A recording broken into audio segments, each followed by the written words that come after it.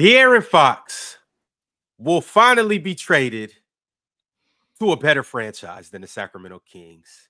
Big Ox, I'm sorry, but see, that's how we starting it. This is what we're doing. Sometimes it's time to move on, and sometimes it's time to go to better things. Sometimes God just has greater destinations in store for you, and it looks like, well, De'Aaron Fox will potentially be moved by the trade deadline, and we're going to get into all these details. But before I do, we got some good guys on the panel with us. As you can see, the back of their backgrounds, it says Nerd Sesh. You can see my man Carson's hat.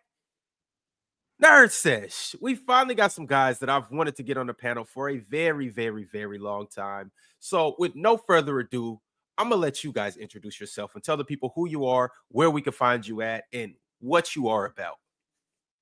Yeah, appreciate the introduction, man. I mean, we're very excited to be here. Like you said, like all of our branding indicates, we are Nerd Sesh. We love the NBA. We particularly love the history side of it. So we do a lot of trivia stuff, which people may have seen us for, but also obviously do tons of analysis on the present day game. And we're on YouTube, we're on social, we're everywhere. And we've had OG here on our show a couple times, which has been great, but it's great to meet you, Ron and Ox. So excited to be here. Yeah, pleasure to meet you guys formally. It's a pleasure to be here. And we're on the panel. If you guys haven't subscribed already, y'all should click that button below. True. Thank you guys for having us. It's a pleasure to be here. Talk to him, Logan. Also, too, where can we subscribe to you guys at? If you just look up Nerd Sesh on YouTube, we'll pop up, and we do 3 shows a week on the NBA, and we do NFL stuff if that's your vibe as well. And we also do some like film breakdown stuff that we try to get up at least a video a week. So that's all just at Nerd Sesh if you look us up on YouTube. Okay. All right. Y'all heard it. Go do that right now. Follow these guys. Subscribe. Check them out on all social media platforms. But fellas, we have to get into something that is very pressing right now. And as you guys can see on the thumbnail, we kind of got a wheel of fortune, if you will, of certain NBA teams that De'Aaron Fox may be able to go to. So, Ox, I got to start with you as the resident Kings fan. I know you would probably like for him to stay in Sacramento, but where could you see him going if he's not in Sacramento? Well, I can't see him going anywhere, right? You know? That's not really on my radar. You know what I'm saying? De'Aaron Fox leaving. We don't want Foxy to go, but if he has to go, then good riddance. I guess I would say. I mean, not San Antonio. You can't send De'Aaron Fox to San Antonio, bro. Why not? Because you can't be responsible for De'Aaron Fox getting with Victor Wembanyama. Are you we should as like premeditated. Exactly, Ron. As a franchise, we don't want to be the franchise that's responsible for that. You know, but I've seen different little trade rumors and stuff like that, and I would like to get Devin Vassell and Stephon Castle back in that move. That wouldn't be bad. I would like that duo to come back. I just would hate to put Foxy with Wemby. I'm not mad at him going to Houston. I don't think that's as dangerous as him with Wemby, but I don't really like any package that they have to give back. So, you know, it's one of those things. It's a double-edged sword. I mean, Ron, if De'Aaron Fox puts a Lakers jersey on, that's the ultimate act of treason. He already made that clear, Ox, that he ain't interested in playing for the Lakers. He already made that clear. I'll tell you what. But honestly, you know, this could just be one of those things. You know how it goes. You know, people just putting stuff out there. You know, he can't in good faith say that Monte McNair hasn't done his job and tried to build a better franchise. De'Aaron Fox cannot sit there and say that Monte McNair hasn't done everything in his power. You know, as far as trying to build a better team around him. So I don't really understand what's going on here. When it first happened about him not signing his extension, I was actually happy about that. I was saying, okay, De'Aaron Fox is showing that he's a thinker. He's not just going to waste his career with one franchise, a franchise that's not going to do right by him. But I don't think we fit that description. I think that we've done what we can to make a better team. So I don't see what's going on here. I hope that this is just one of those things that's getting put out by the agents and put out by the front office, and it's just one of those things, just trying to cause a little ruckus. I hope that we don't trade. So you're just hoping it's not real. Well, I mean, it's for lack of a better term, sure, Ron. That's Big what I'm Ox. I'm hoping this is just a bad dream, and I'll wake up in a day. And I know you couldn't sleep last night. I know you stayed up. I know you probably woke up in cold sweats and whatnot. But Big Ox, can't you agree with me that sometimes good isn't good enough? Yeah, I could agree with that. But I'm saying, like, we, for instance, at the beginning of this season, it was, what were we, about 25 games in? We were looking really bad, and y'all wanted me to denounce my squad. And me being who I am, I refuse to do that because there's so much basketball left to play. We're trending upwards right now, Ron. So I don't think we fit that description either of good not being good enough. I think we're making positive moves, bro. So I just think this is unnecessary. I think this is a little premature. I think we should relax. I would not trade De'Aaron Fox before this trade deadline. No way. Good, but also not be great enough. Well, I mean, we never claimed to be great, Ron. I mean, like, maybe De'Aaron Fox. Yo, Logan, maybe De'Aaron Fox wants to be great. He does, and I'm not mad at him for that. I'm not mad at him for that. I'm not at all. But let's to just answer your question, Ron. If we got to trade De'Aaron Fox, I do want to get Stephon Castle and Devin Vassell back. But I hate to see him play with me. I think you hit the nail on the head, though, Ron. I mean, when is good not good enough? And that seems to be the situation. Because I agree with you, Ox. I think that the Kings have done everything in their power to put a winning basketball team around De'Aaron. Like, there's just only so much you can do in Sacramento. It's the sad reality. It's like a punch in the balls, man. Like, it's just they're going to go from, you've been trending upwards for so long. You fire Mike Brown this season, and it's going to fall apart. And I understand what you mean, too, Ox. You don't want to give the Spurs the keys to the castle, right? You don't want to just hand them over their star dude on a platter. Oh, you guys don't have a star guard? Well, here, just take De'Aaron Fox. You and Wemby can go win, you guys can go win a bunch of titles. I think this was sadly almost like always destined to happen, that the Kings were going to hit this ceiling with a team constructed like this with Sabonis at the 5.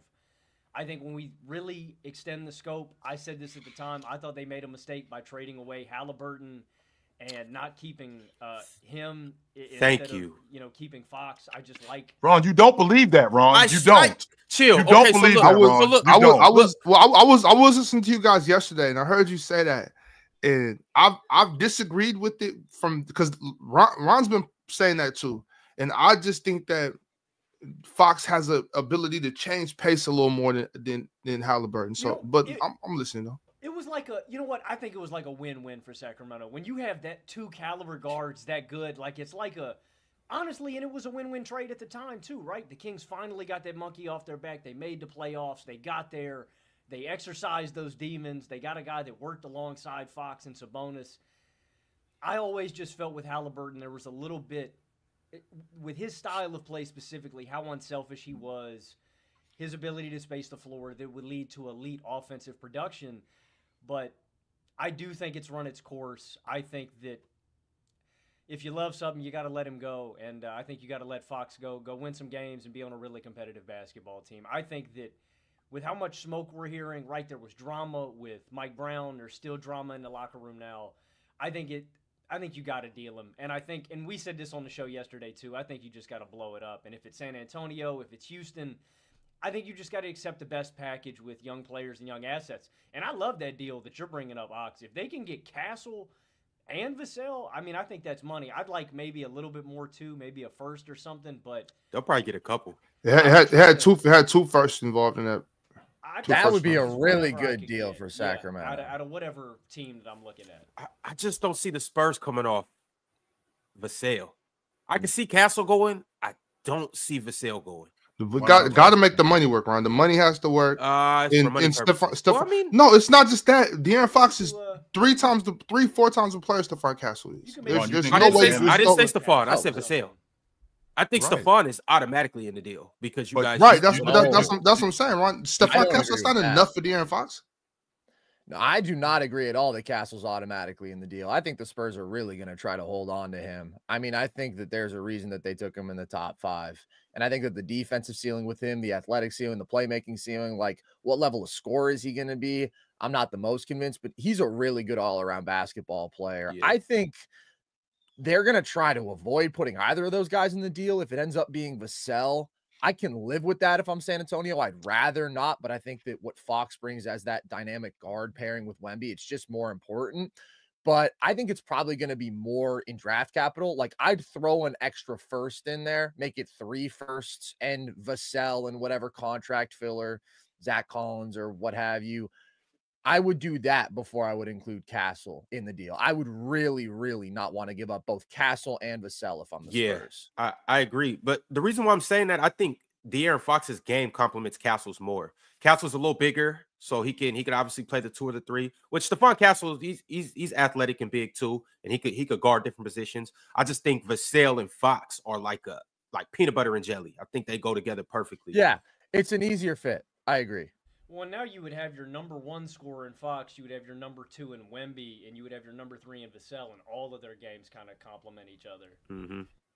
Ron, if we give the Spurs De'Aaron Fox and let them keep Devin Vassell, bro, we can't do that. We can't or Castle.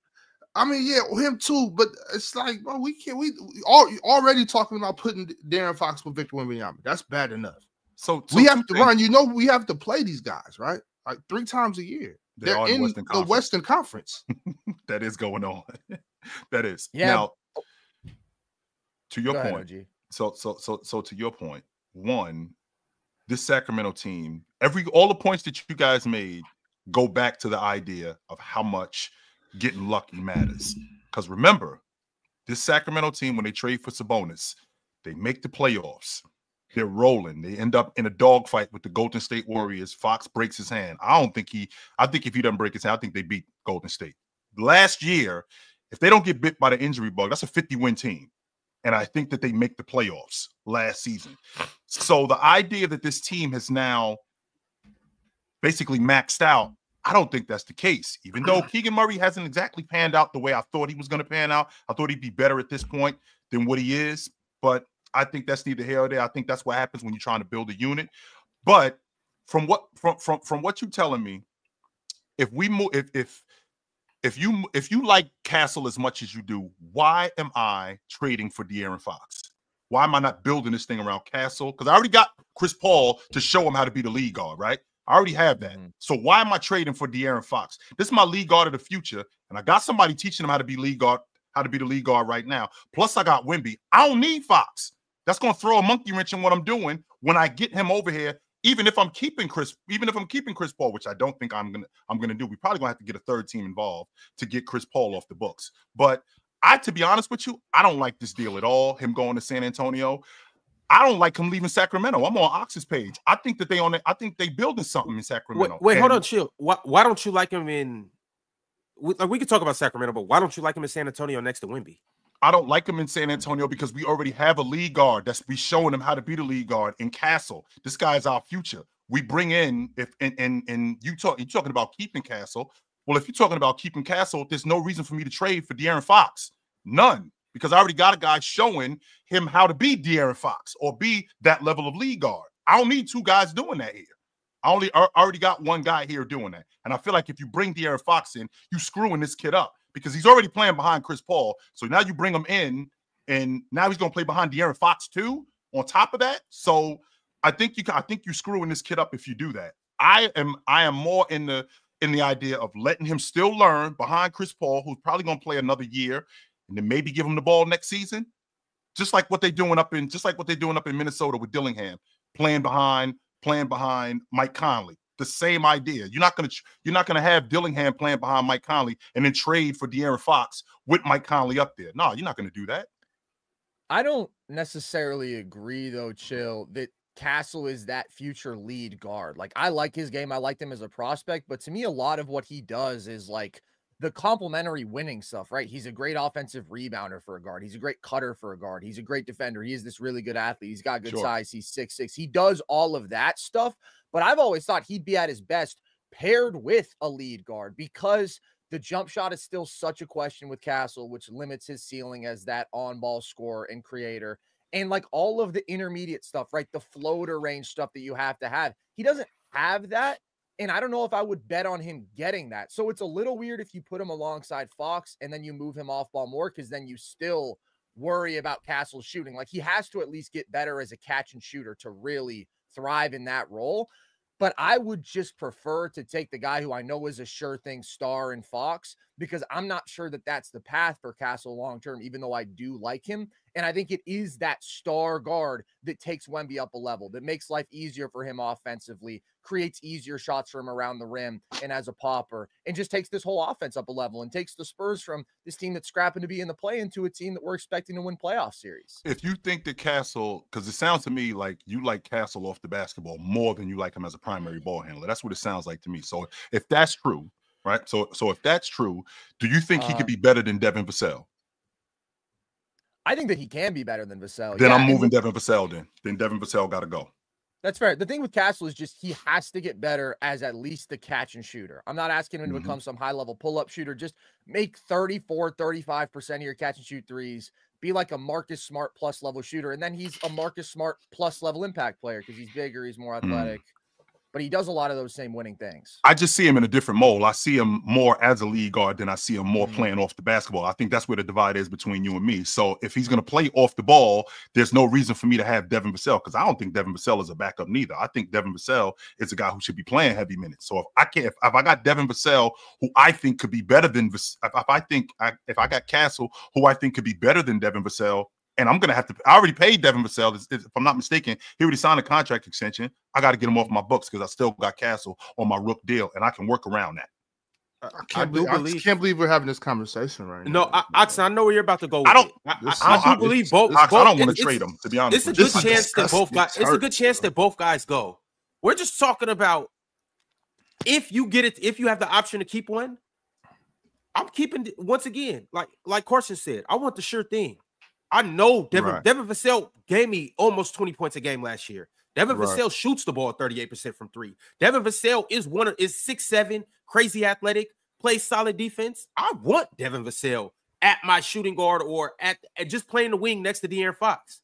I want that shooter next to Wemby. What's Castle, 6'5", Ron? What's he, about 6'5"?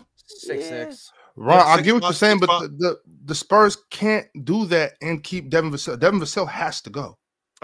They can't make this move and keep Devin Vassell. That's not an option. Okay. But there's also Orlando. You know what I mean, there's also Orlando, Jalen Suggs, Jonathan Isaac, 3 first-round picks. You know. Hey, listen, Ox, with the 3 first-round picks, can we stop this already? I watched Mikal Bridges go for 5-1s. I watched Mikal Bridges go for 5-1, so we got to get another team involved in it. If Mikal Bridges goes for 5-1s, De'Aaron Fox goes for at minimum 4. But there was no Jalen Suggs in that deal. There's no players of any value. If you're giving up a Suggs, then 3 firsts. That's a lot because Suggs is a really good winning basketball player. I don't even. He's a really good defender, which I won't argue that. Right. I don't know if Orlando even has to give up Suggs. I mean, you could give up. I think maybe KCP and an Anthony Black and then 3 firsts or something like that. Anthony Black. No way. No way. Really? No way. I like Anthony Black. I like Anthony Black a lot. All I'm saying is that if we do something like that and go for just like a young guard like that, then we need to go ahead and. No, I hate to say it. DeMontis got to go too. We can't waste DeMontis years like this. Yeah, we got to start over, Ox. We do. That's the thing, Ox. And I don't know how you feel about this as a Kings fan, but that's where I see this whole thing trending because it is so hard, right? When you've made these moves to try to be a winning basketball team, but then if your star player is looking at the situation and saying, we made the DeMontis trade, we made the DeMar move, we fired Mike Brown, we pulled out all the stops, and obviously they've been better since they moved to Doug Christie as their head coach, but they're still sitting here 2 games above 500. Like, if he's telling you, I'm going to leave in a year and a half, well, then I understand feeling like you have to get the value out of him that you can. And then at that point, it's like, what are you going to do going forward without De'Aaron Fox, but with Sabonis and DeMar? Like, I get it. It's painful because you've tried to build this team, but the window at being like a serious playoff team goes out the window the second that De'Aaron Fox is no longer on the team. And at that point, I get that it sucks to stomach, but I would just be saying, we're not doing anything serious And DeMontis isn't getting more valuable after this. DeMar certainly is not getting more valuable after this. Like, let's just hard reset, get a ton of draft assets, and try to rebuild through the draft. Carson, I can't handle this. I get it. Morning. If we can get Jalen Suggs, I think that keeps us. I think Jalen Suggs is ready to go right now. I think we can do that. Yeah, that keeps you competitive. But is the goal to be competitive, or is the goal to like be really good? Right, be really good. That's what I'm saying. Get Jalen Suggs, throw Jonathan Isaac in there. Get some picks and keep going. Now, look, if we do something, for lack of a better term, if we do something dumb and just go get some young up and coming guard, we're gonna have to move off of Domantas Sabonis.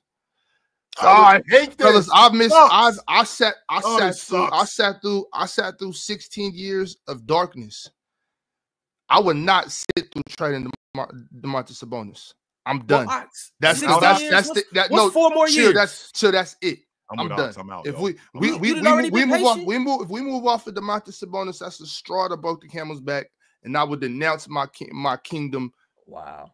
The Kings kissed their chance at a title away when they drafted Marvin Bagley over Luka Doncic. I mean, that's the one that kept him from the title. Whoa. No, keep going, Logan. Keep going. Whoa. What, Ox? Well, no, at the time, I mean, Marvin Bagley was the best player in college basketball. Well, that does not mean that you project the best to the pros. I mean, I was way higher on Luka than I was on Bagley. In hindsight, it was okay. It looks like that now. I didn't think Luka would be what he is. No, I was locked in on that draft, and I remember I wrote an article at the time. This is what I was doing. I was 16 years old, and I said, if the Kings pass on Luka Doncic, it would be the most Sacramento Kings thing that they could do. I thought Luka and Ayton were in a tier above everybody else in that class. Right. But what happened if we would have drafted Ayton? I didn't think Luka would be what he is, but I definitely liked him a lot more than Marvin Bagley. But it was different for what they were trying to do. They already had Fox, so they had beef. Yeah, they had beef with Luka's dad. That's a fireable offense right there. Let's make sure we clear on that. That right there could get you fired on the spot. Why didn't you take Luka? Because I don't like his father. You got to go. You gotta go. Yeah. Right. That's you gotta go. Behavior, Shit, we passed up on Klay Thompson. We passed up on so many people. Like we've met the draft. I don't even want to get into that, y'all. We've done some egregious things. The Papa Giannis move, man. I thought that was a home run. God, we drafted Thomas Robinson. I wasn't mad at the Ben McLemore move until 2 years after either. We drafted Nick Stauskas. We drafted Jimmy Fredette. We've done some really bad things in the draft. So drafting Marvin Bagley, I wasn't mad at that because Marvin Bagley was really that good in college, but it worked out terribly. It's really hard to build a winner in Sacramento, which is why it's so vitally important that you hit on all your picks and you gotta. It's probably. I mean, would you guys say? One of the 5 hardest places to win in the NBA. I mean, it might be the hardest place to win in the NBA outside of Charlotte. I forgot about Charlotte. Outside of Charlotte. But Carson, to your point, maybe Memphis. Memphis has done a whole lot more winning, man. I don't know. But Carson, if you think about how Sacramento was building this unit, they trade for Sabonis. Okay, you got your 5 man. You already had your lead guard in De'Aaron Fox. You draft Keegan Murray.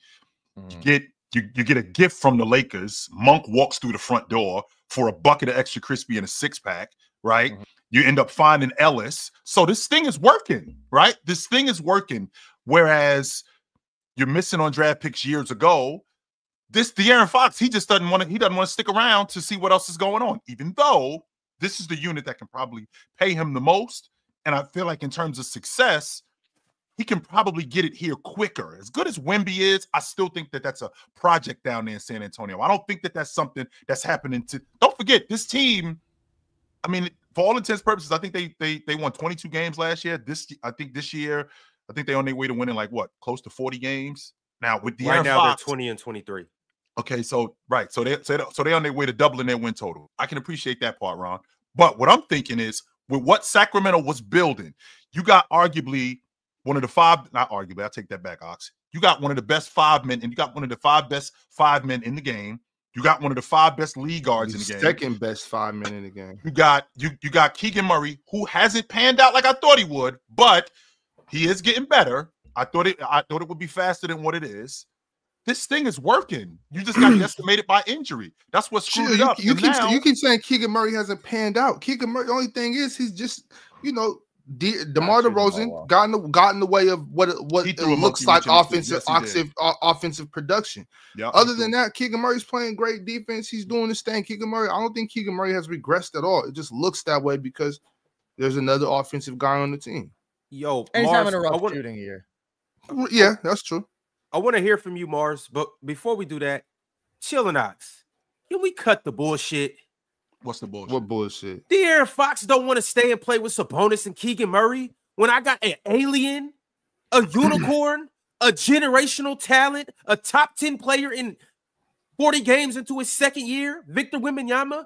I'm sorry, Ron. I got the league leading rebounder who led the league in double-doubles and triple-doubles last season. I think he's doing that right now. I think he's an all-pro. It's not like it's not like I'm. It's not the NBA in 3-point percentage right now. On top of that, it's not like I'm playing. You got to remember who you're talking to up here. Chill. I keep forgetting. This Mr. Designer. You know what I'm saying? This is the guy. This is the guy that would freeze to death if you don't give him a designer jacket. You damn right. That's Gucci. That's Louis.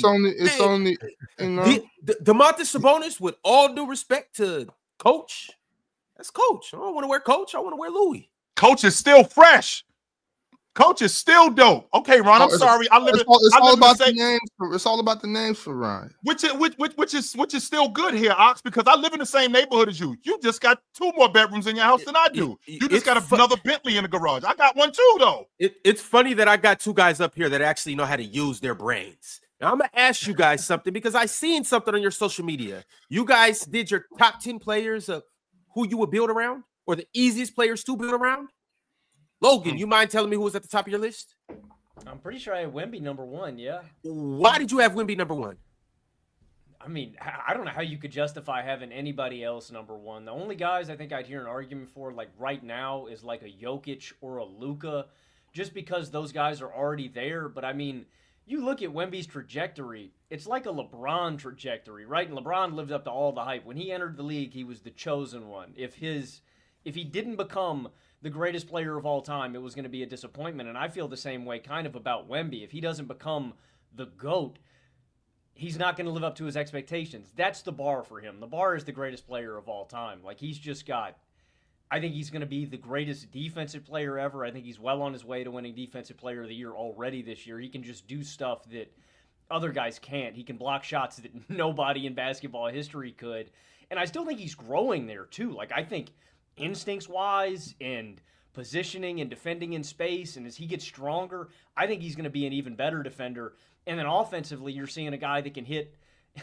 he's taking 10 threes a night from, at like a 40% clip. Now, I don't think that's going to be the bread and butter of Wemby's game when he gets older. I think it should be much more post-based, right? Like him going to work on the low block and attacking mismatches and just getting really... Because, I mean, when he goes on the low block, he can just reach his arm out and he's at the backboard, right? But, I mean, you're looking at a guy that... I don't know if he's going to be like a for sure bona fide number 1 offensive player. I expect him to get there one day.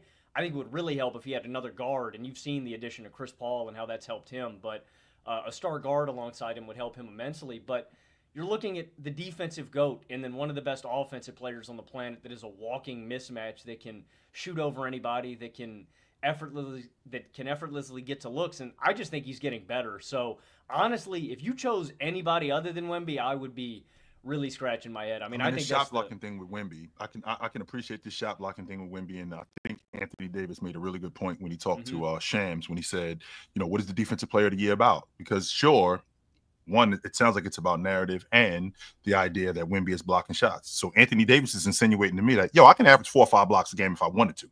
If that's what this is really about, I can do that. On top of that, Logan, we've actually seen this before. I mean, Mark Eaton had a 5-year stretch. We averaged 4 blocks a game. Olajuwon had a 4-year stretch. We averaged 4.5 blocks a game. It was going on. And he did it in a big man league. Like, we're doing it now where, the big man isn't nearly as dominant and as prevalent, even though big men's still around and they're still alive and well. I just think that Wemby, for all intents and purposes, the only thing that I'm afraid of with him being 7'5", I'm afraid that he might be made of glass. That's it. I'm not, all the other stuff, we can teach that. I'm just afraid that he might be he might be because of the history that I've seen with guys that big. If he's not, I'm all in. If he's not, all my chips are pushed to the front of the table. I think, first of all, with the blocks thing, like Wemby obviously puts up statistical production in terms of the box score defensively that we haven't seen in 20 plus years. Like you're right, Chill. There was a time where you had Mark Eaton, you had Manute Bol, right, who per minute is averaging ridiculous block numbers, but we haven't seen it in a long time. We haven't seen that 4 block per game season since the days of Dikembe and Ben Wallace and whatnot. Sure. Theo Ratliff got pretty close actually, but it's not just the block totals with Wemby, right? I mean, the deterrence is insane when you're talking about 7'4" with an 8-foot wingspan.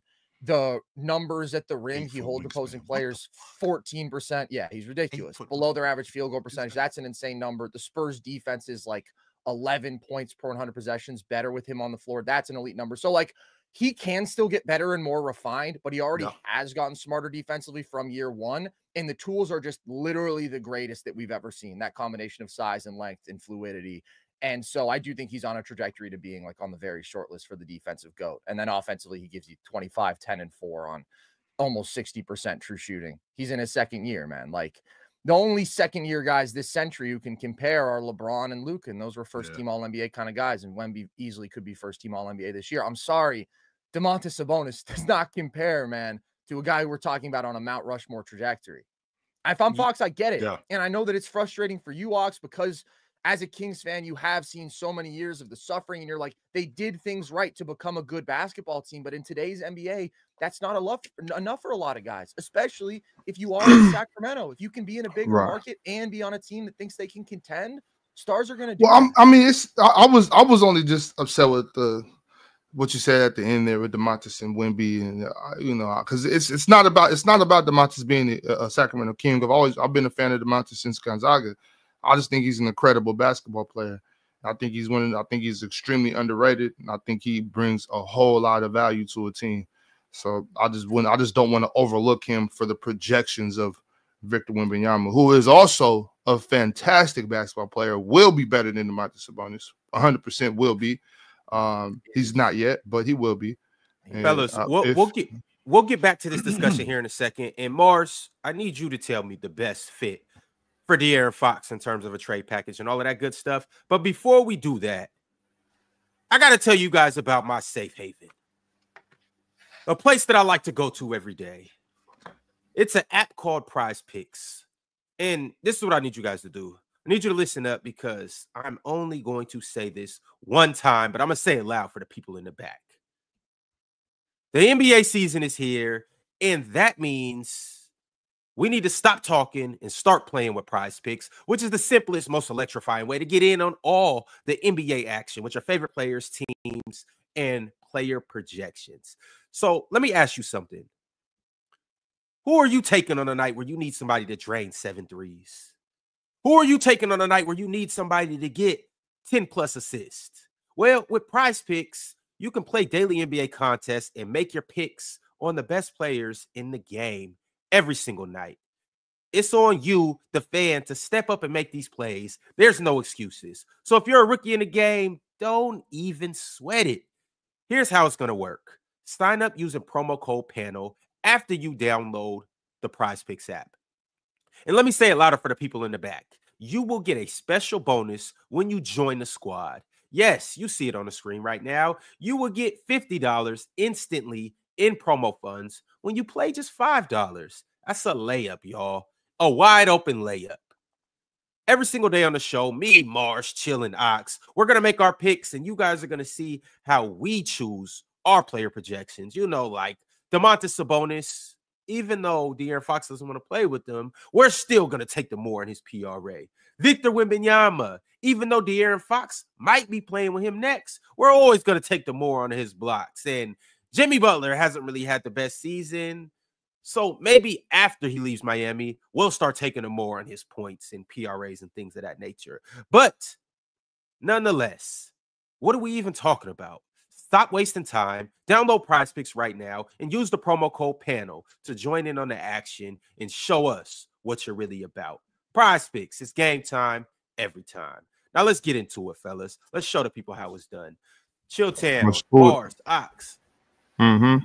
Who y'all rocking? I'm telling y'all, man. Told y'all about that Ajax last night. Oh yeah, that was a good pick.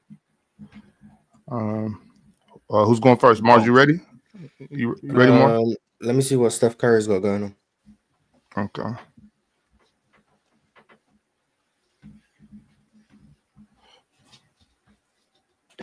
Here's the castle. So yeah. What's he up for threes? The Goblins 2.5, 6.5, 5.5, 6.5, 3.5. So they have nothing. I can go less on. Okay. They are playing OKC.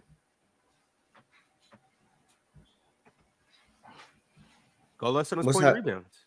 Ooh, What's a in block assist? shot. Yo, that's a ooh moment. 3.5 turnovers. I'll take the turnovers. I'll take the turnovers. More, right? Yeah. Okay. Chill. What you thinking? Let me see that Boston Chicago lineup. I think Jason Tatum averaging this year like 35 a game against Chicago, something ridiculous like that. Lonzo gonna put a stop to that. No, he is not. Okay. They got him at 25.5. What's the demon? 33.5. I'll take that. Yes. At your own peril. Well, you know where I'm going. Mm-hmm. We play Philly tonight. Kings. I'm not taking this Benedict Arnold. Yo.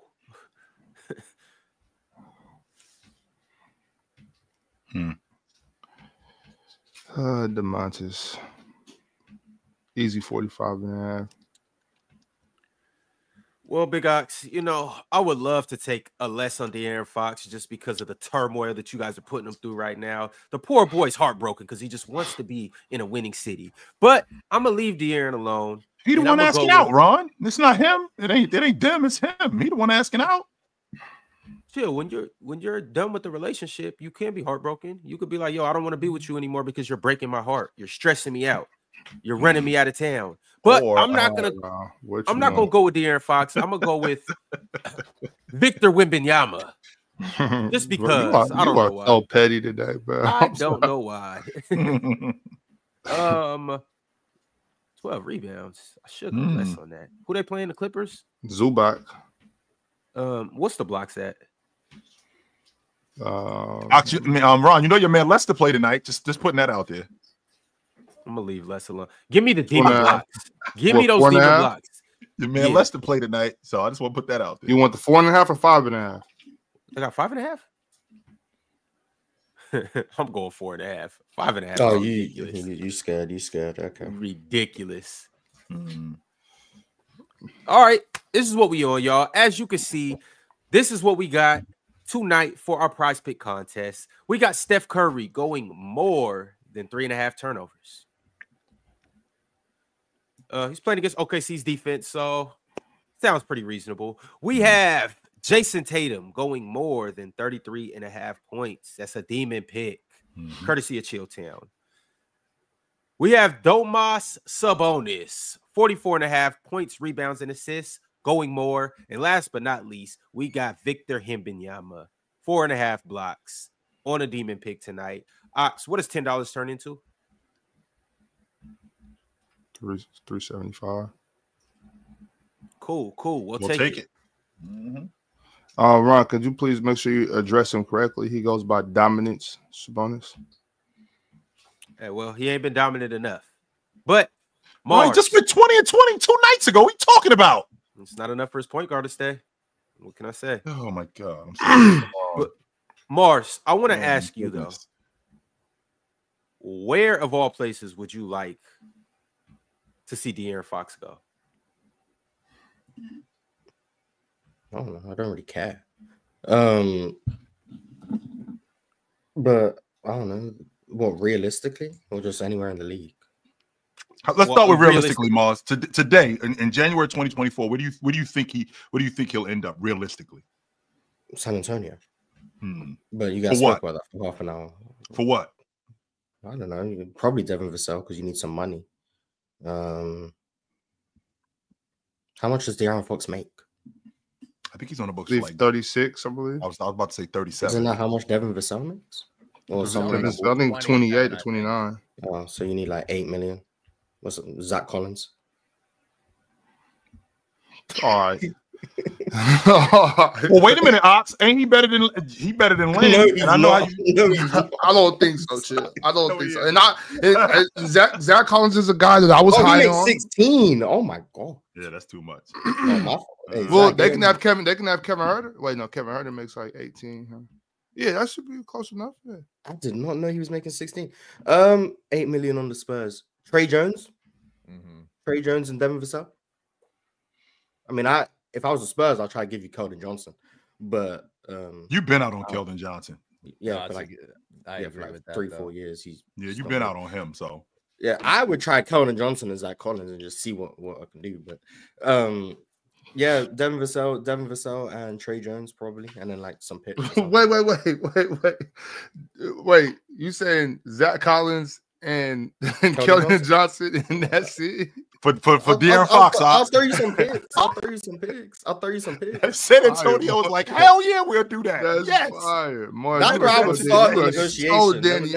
Then I guess we can negotiate. Hell yes. When you negotiate in bad faith, that kills deals. That's just like, all right, bro. You don't respect me. I was on this show when Ron was trying to tell me Keldon Johnson was the best player on the Spurs in like 2023 because he was averaging 22 a game. So I like Keldon Johnson too. Was the best player on the team. That's a good deal. Well, more things have changed. No, he never was. You were just wrong. Drastically. He never was. But that's fine. So, like, someone who was once upon a time the best player on an NBA team, I think that's a good deal. And Zach Collins was a lottery pick. Yeah, 10th pick by the Kings. So just reunited. So once again, great trade. All right, but yeah, that's what I would try and do. But like unrealistic. I think De'Aaron Fox would be good in Miami. But all right, hold that thought right quick, Mars, because you know it is realistic. You guys getting the best seats in the house, courtesy of the GameTime app. But let's not talk about NBA games. It is about to be the Super Bowl, so let's talk about the NFL playoff games for a second. You know that heart-pounding, can't feel your face kind of energy, like when your team's on the field? You know, it's like being a part of a big, chaotic, beautiful family of just screaming strangers. And trust me, that's the type of magic that you don't want to miss out on. But hold up. The game and buying tickets is a whole separate thing. You know, buying tickets can be a frenzy unless you've got the GameTime app. This app is like the MVP of ticketing apps, which means there's no competition. It's like the Kareem Abdul-Jabbar, like the best ever, you know? But let me break this down for you. GameTime makes buying tickets so easy that even your granny could do it. You know, you just grab your phone, 2 taps, and then boom, bang, blam, you're in. You want to see the view of your seats before you buy it? Don't even sweat it. They've got you. Don't want to deal with sneaky just pricing and fees on the back end? Don't even sweat it. They have all-in pricing, which means no surprises. Oh, yeah, and last-minute seats? GameTime's like, don't sweat it once again. We've got tickets up to the game time and even after the game starts. Can't get too much better than that. So what the heck are you waiting for? Download the GameTime app, create an account, use code CLNS. Let me spell that out for you. CLNS.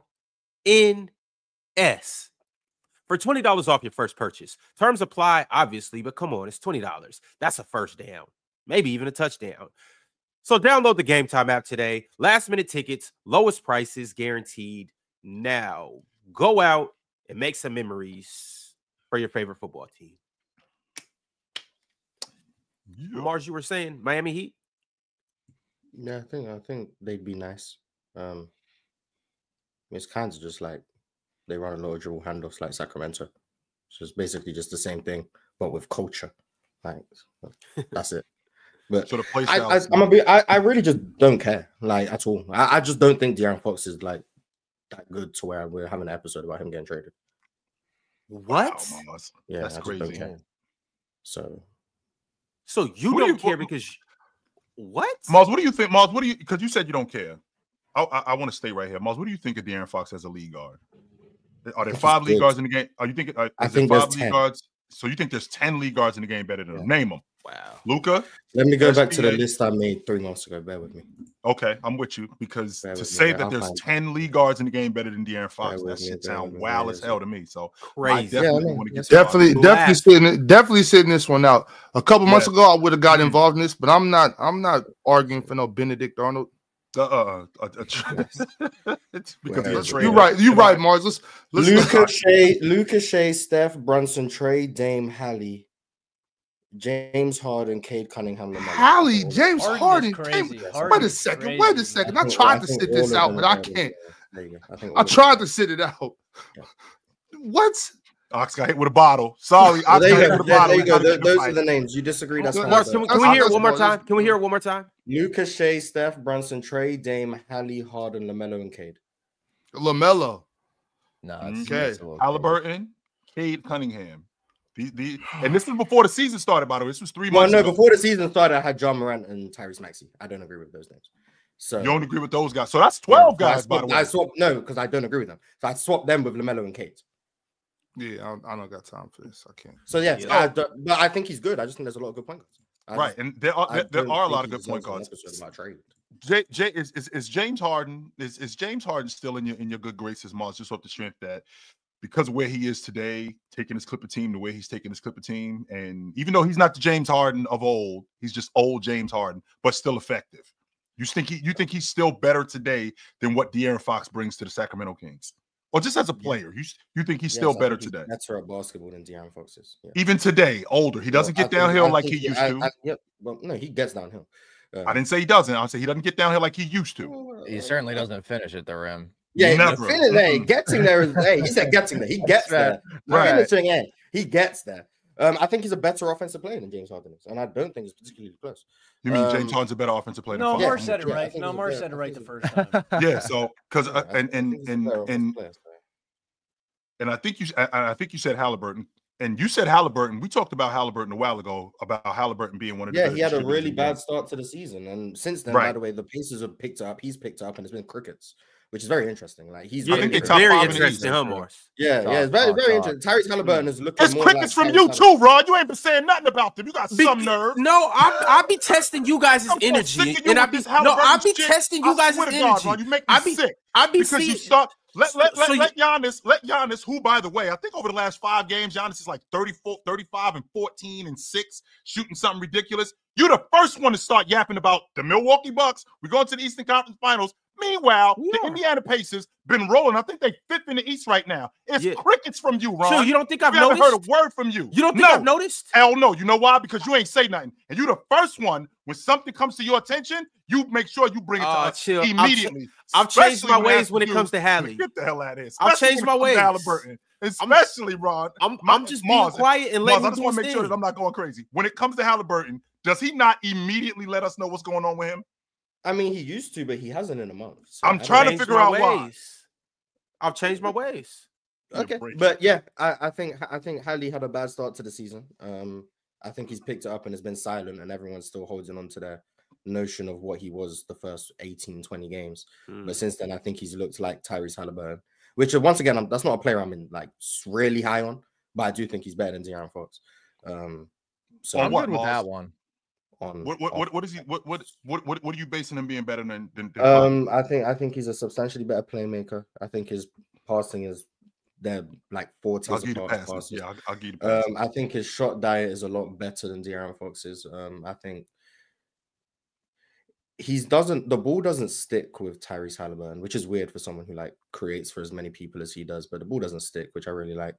I think he shoots the ball better. I think De'Aaron Fox has a better handle. And I think he's better defensively, but I do think Halliburton's improved on defense, which is a credit to him. I wouldn't even paint him as too much of a negative anymore. Maybe a slight negative, which I think is growth for him because he was one of the worst defenders in the league. So him elevating on defense, him being a substantially better playmaker and passer, while being a better shooter, while being better away from the ball and the ball not sticking as much, are all like reasons why I think he's better, more impactful than De'Aaron Fox is. But can I counter that with how De'Aaron Fox, the ball sticks to his hands in the meat and potatoes of games, which causes them to win games more?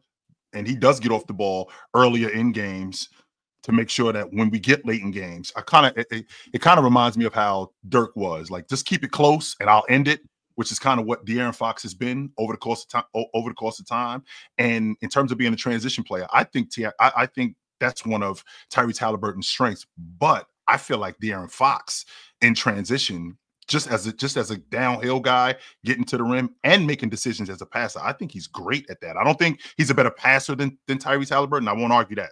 I will not argue that. But when we talk about getting to the rim, beating up on big guys, playmaking, and getting fouls and getting to the stripe, I think he's much better at that than Tyrese Halliburton. And on top of that, I think that we get into the meat and potatoes of games, when we're talking about things conducive to winning, I mean, I like to think that I rely on De'Aaron Fox more than I do Halliburton. That's not to say that Halliburton can't score and he doesn't do things late in games for us to win, but I just think De'Aaron Fox does a little bit more. Yeah, I honestly think go get a bucket. Yeah, I think he's better than Hallie. I think that's one of Hallie's weaknesses. So I'd agree with that. Getting downhill consistently and drawing fouls and stuff. Yeah, he's better than Hallie at that as well.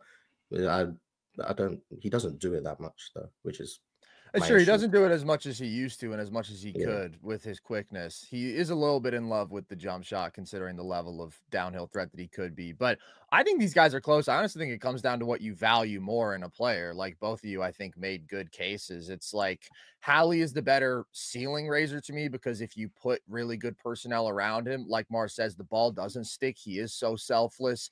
In transition, they are both great, but in very different ways. I think Hallie's the best hit-ahead passer in basketball, and he's just so insistent on pushing the pace. And I think that's such a great thing for an offense when you can constantly run, and a guy just has to create a little bit of an advantage in the half court too, and he can make those really high-end passes, the skip passes, find the poppers consistently. Like, he really, really runs a beautiful team offense, and I do think that gets underrated if he scores 19 a game like he's been doing for the last couple months, even though last 2 months he's 19 and 9 on 64% true shooting. Like, the efficiency's been great. The Pacers have been really good. And like Mar said, it doesn't get talked about because a lot of people don't like Hallie. But I also see the case for like Fox can carve his way to his spots. He can get downhill. He can work his way to the mid range. And he's certainly the better, like, gotta have a bucket guy. And that is valuable in the playoffs, right? You can't take those shots away if you can live on that mid-range shot diet. You can get a step on somebody and then slam on the brakes and pull up. But it's not necessarily the most efficient. And Fox hasn't been super efficient. He's like 56% true shooting this year. So big picture, I probably lean Hallie. Fox has had the better year because Hallie started so slow.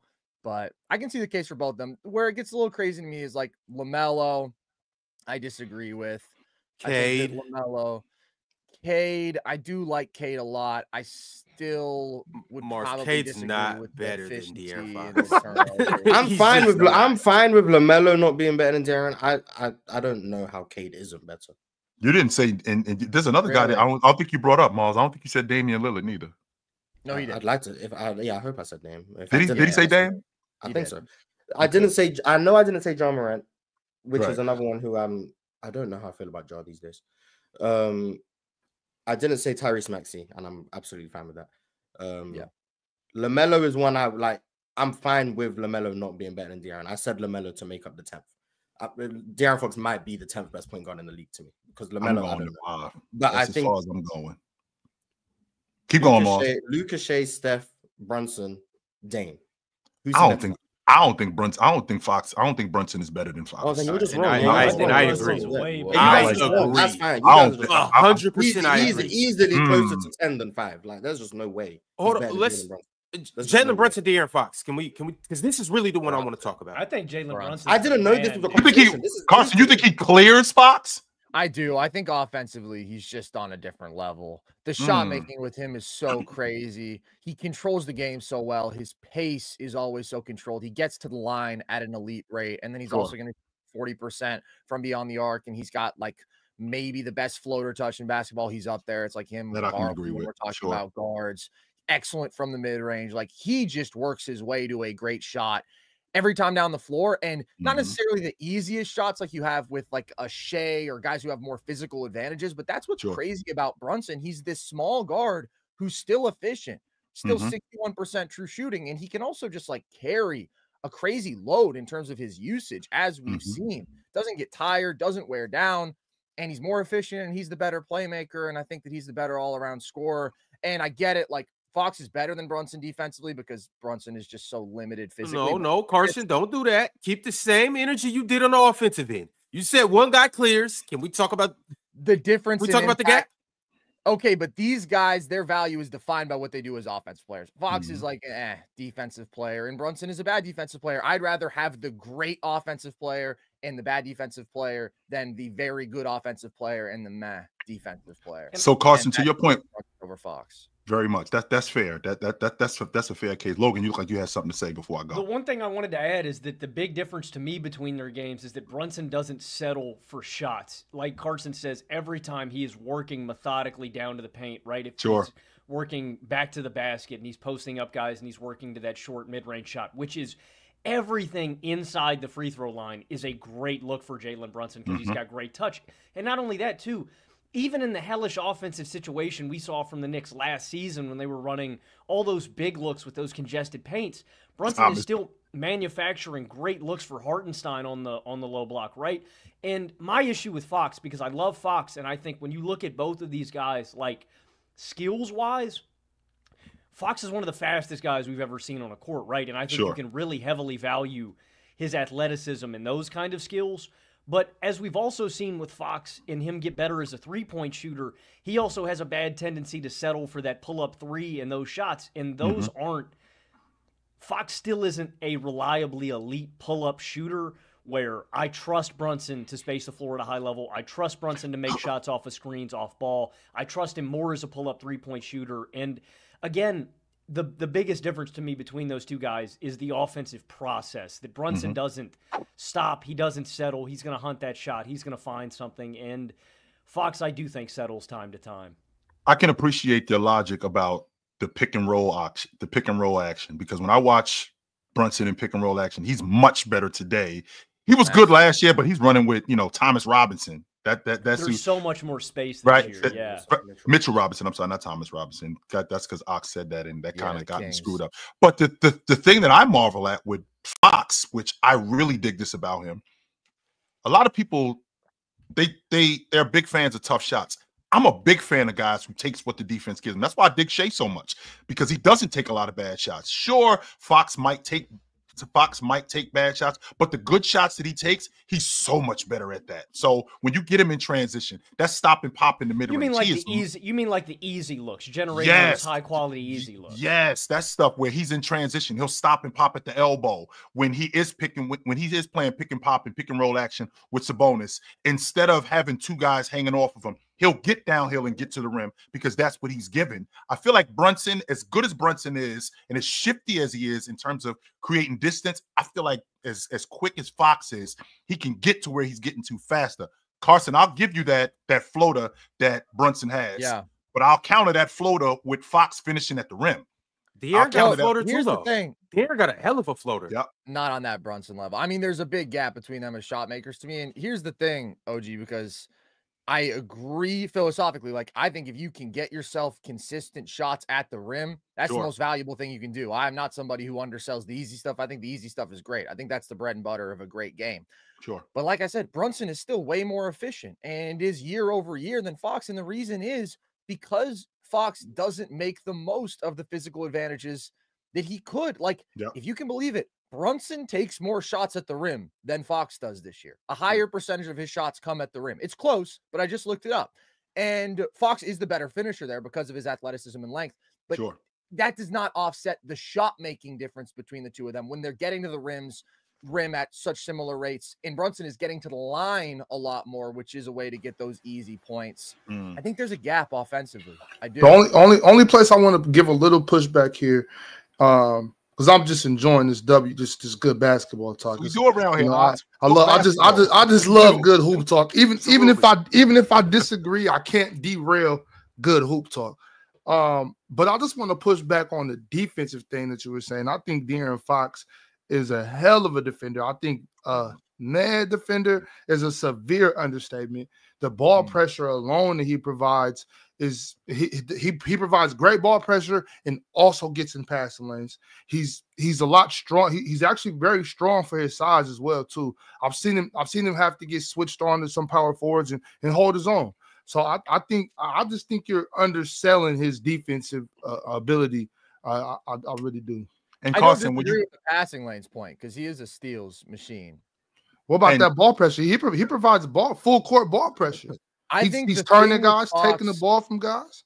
He has the ability, I agree, to be a plus defender when he locks in. I guess with me, it's just a matter of the consistency. Like, is the consistency of his defensive effort, is he reaching that level enough to say that offsets the offensive gap for Brunson? And for me, the answer is no. Carson, you're a numbers guy. So last season, I won't bring up this season. I'll bring up last season in particular because I thought that he was really good.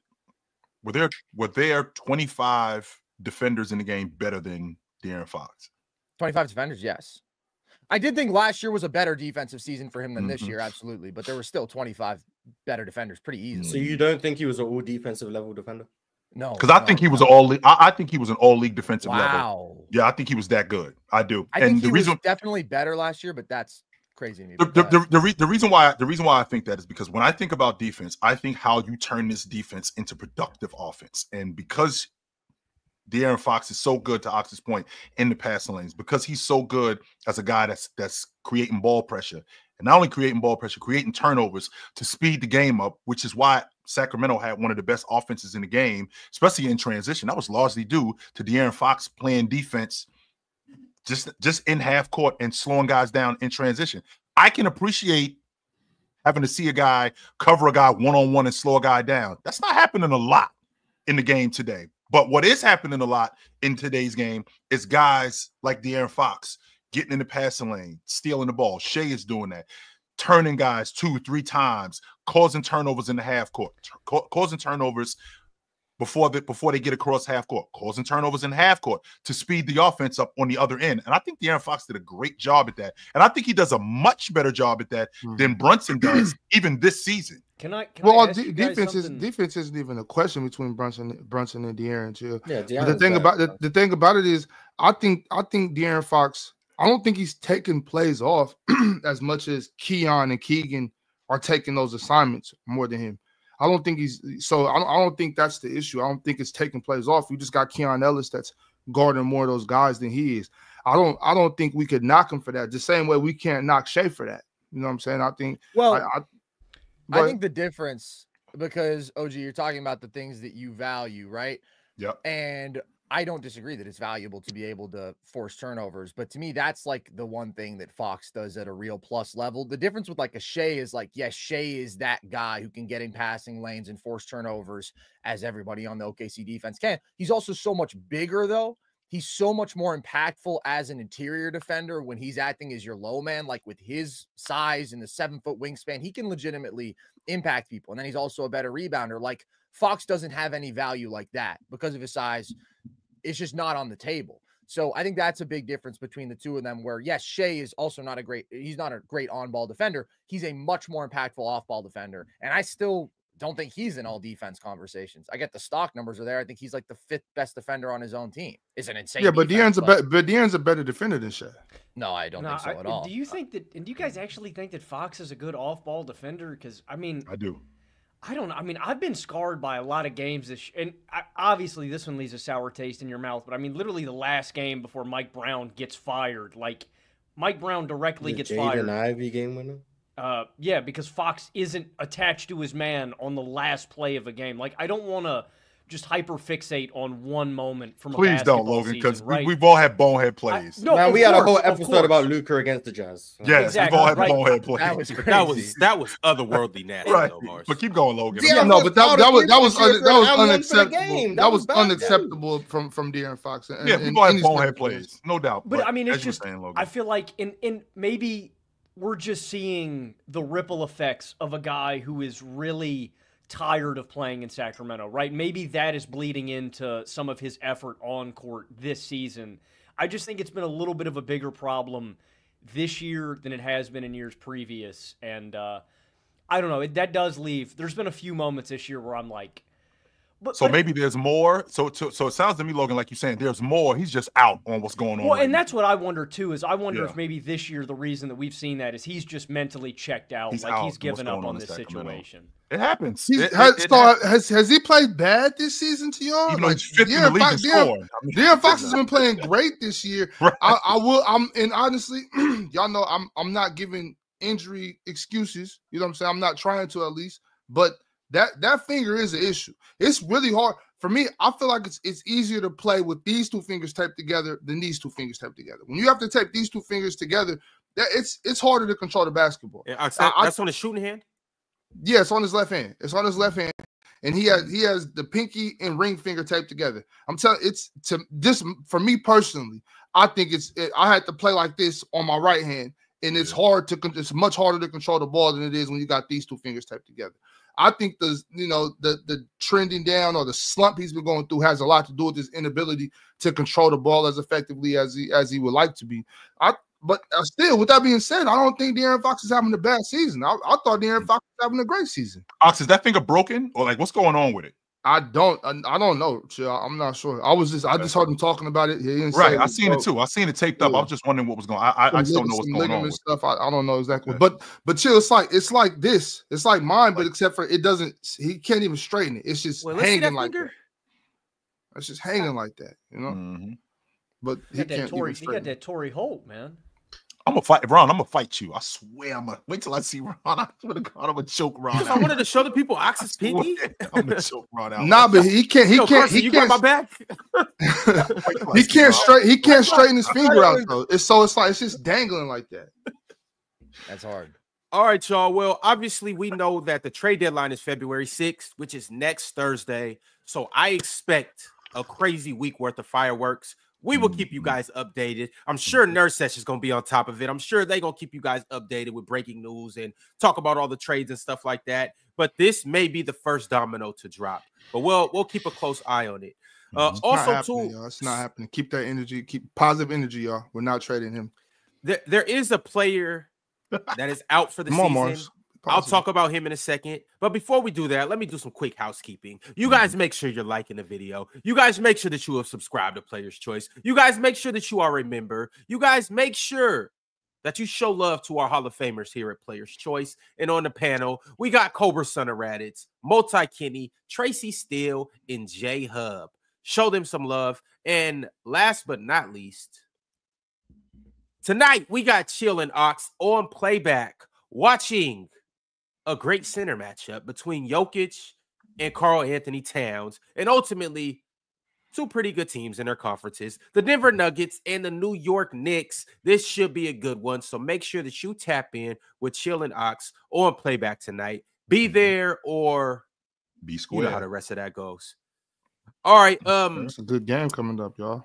Before we get into the new details about the Miami Heat and Jimmy Butler, and before we get into the draft that we're going to do with the Rising Stars roster that has been announced, and before we talk about that, I do want to mention that Jalen Johnson is now out for the remainder of the season with a torn labrum in his left shoulder.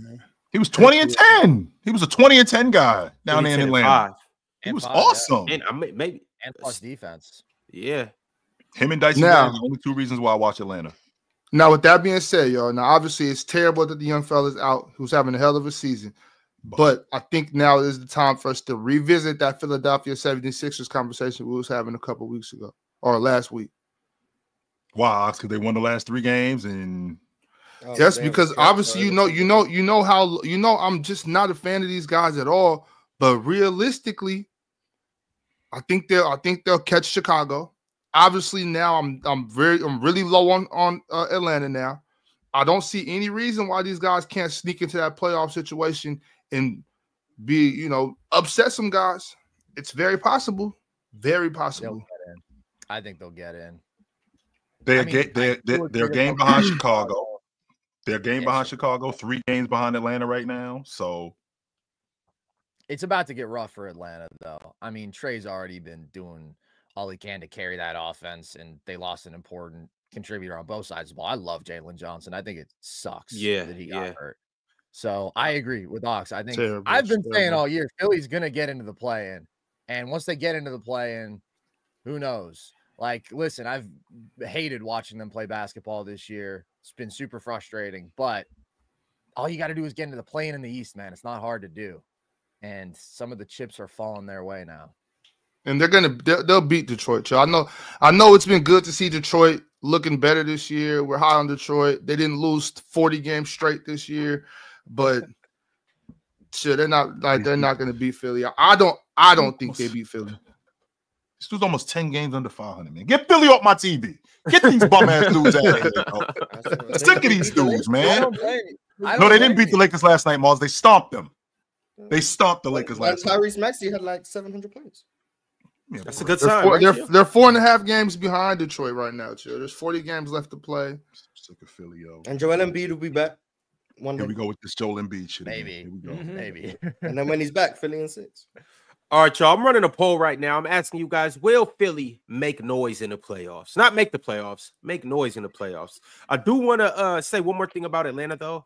I think this actually may be a little good for Atlanta and their young guys. I think Dyson Daniels, now he has to take on a bigger role on the team. Zachary Richardson, the #1 overall pick, now he has to step up his offensive production, do a little bit more on defense as well. So I think it will help them in the long run with these two guys getting more run and having to do more next to Trae Young. Yeah, Ron, I know you. I mean, I kind of expect you to lean that way. I know how you think about things like this. You know, the next guy up thing is real. You got to go next guy up. Somebody gets hurt, we can't cry over spilled orange juice, right? I understand that. But with that being said, if you're not ready, because you say I have to produce, I have to be there. If I can't produce, I can't produce. You know what I'm saying? So while it gives you an opportunity to get better, it could also be a hindrance as well. I don't see any silver lining in this type of injury for Jalen Johnson for the Hawks.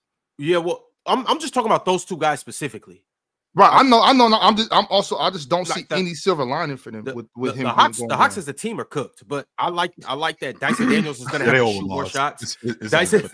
Dyson Daniels is going to have to do more with the ball. He's going to have to score more, which, I mean, it might look ugly for the next 2 months, and then come like March or early April, he might all of a sudden start getting it, and it's like, or next season, you know, like you sometimes it got to get ugly before it gets better. Well, what team can lose a 20-10 guy and still be awesome?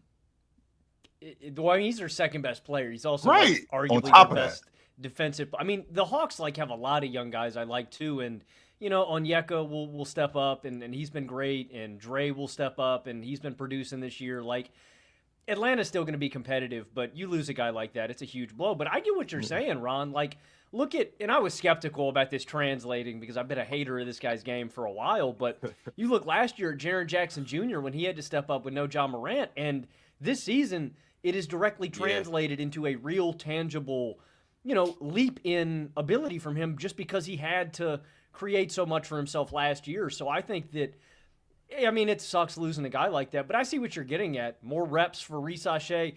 I don't know who said it, but reps were moved out. Like, you're going to get better with practice. And, yeah, I don't know. Maybe we see a little bit of a leap from those guys. And I think we've already seen that from Dyson with more minutes this year in Atlanta than we did last year in New Orleans, right? Like, he was always off ball last year, never handled it.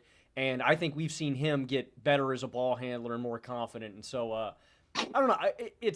I don't think there's a silver lining. Like, I wouldn't be happy that Jalen Johnson's hurt, but I can see those guys getting better and it making a meaningful difference down the line. Yeah. All right, y'all. We got some super chats, so let's go ahead and dive into these. Gandhi KV2 said Chris Webber used to give Tim Duncan the business. Ain't that right, Ox? It's just so irrelevant right now. I'm sorry. I just can't. I shout out Chris Webber and Tim Duncan, but man, I just can't even think about it right now. We're having it's rough times over here. Fellas, shout out to that super chat though. We got a new member on the show. He goes by the name of He Who Shall Not Be Named. Oh, that's his name. My man Jalen Carter. Mm-hmm. And then he gets named. But shout out to He Who Shall Not Be Named. We miss you up here. Some of us.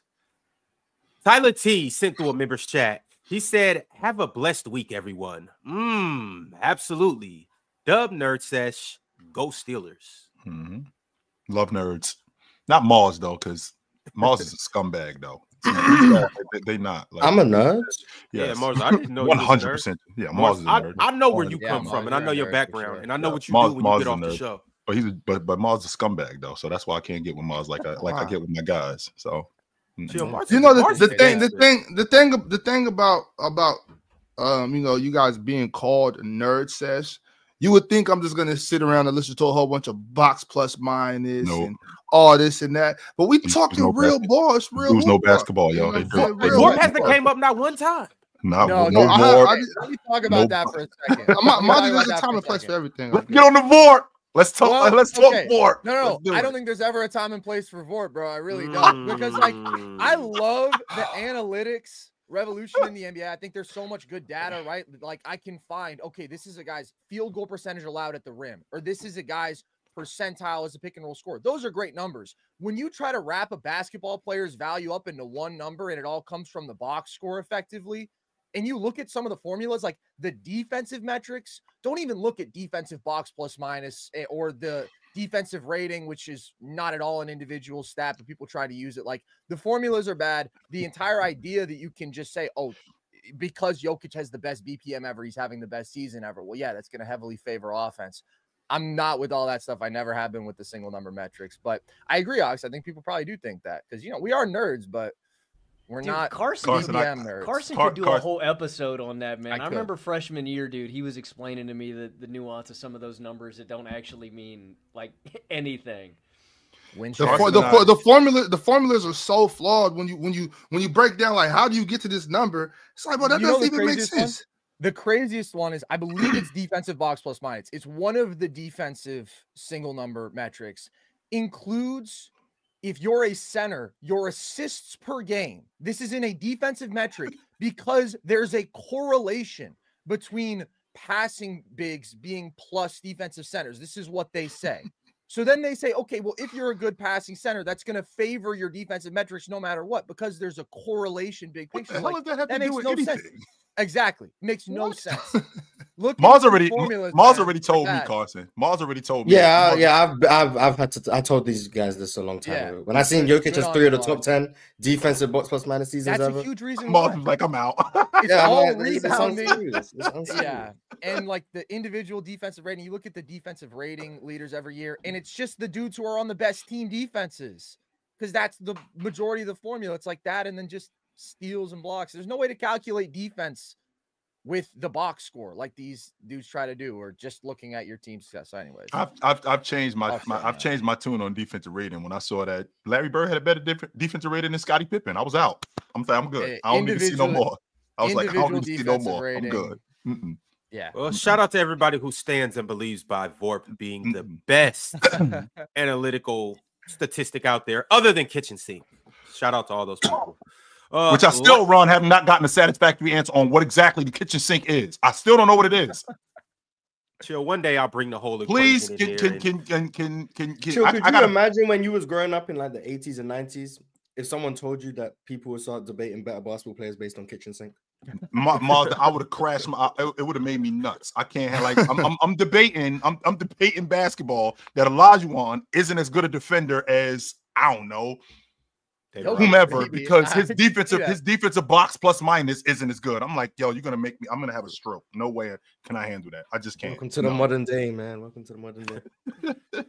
Like a blood clot Zet said, the All-Star game should be under 30 versus over 30. This would demonstrate strong pride within both teams. Dare not lose. Also, help usher in the new faces while showcasing the older faces. I don't hate that. I do not hate that. Not bad. I mean, I do. They have the will to win. Like, I do think we can expand the All-Star game. I think that we can expand it to 15 guys on the roster instead of 12. 100%. I'm down to do that. I'm definitely down to do agree that. with that. And I mean, listen, this sounds better to me than what we're actually going to see this year. Like, I think maybe you would get some generational pride. I could see that. I could see Bron and Katie and Steph wanting to beat the young guys, and the young guys vice versa. It's worth a shot. But who ultimately wins, though? Good idea. The old guys. All guys. Well, you got. I mean, they won the Olympics. That's what I'm basing it off of. Yeah. Giannis to be on Joker the team. too. Jokic, No, Joker well, is he's 29. 30 until like he might be 30 by the All-Star game. let's see. He's close. I think he's 29. If Jokic on a young his team, birthday I actually soon. like that. If Giannis on the older team and Jokic on the younger team, Is it June, Mars, or soon? Jokic turns 30 on February 19th, so right after. Okay. Wow, We'd have that's Luka, big. That's big Jokic, for the young guys. Ant. That'd be. Well, I mean, it'd be Luka won't. competitive. Wemby. Yeah. So Dame, AD, Giannis, Bron, KD, Steph. Curry. The more y'all are talking, I'm actually really intrigued by this. I like this. You get W Shea, Super Chat. But hold on, no. Who's the Wemby, old Jokic. farts that'd be on the end of the bench that like? Yeah, we get That Taj aren't Gibson really in the All-Star all-star game. level We players. got Taj Gibson.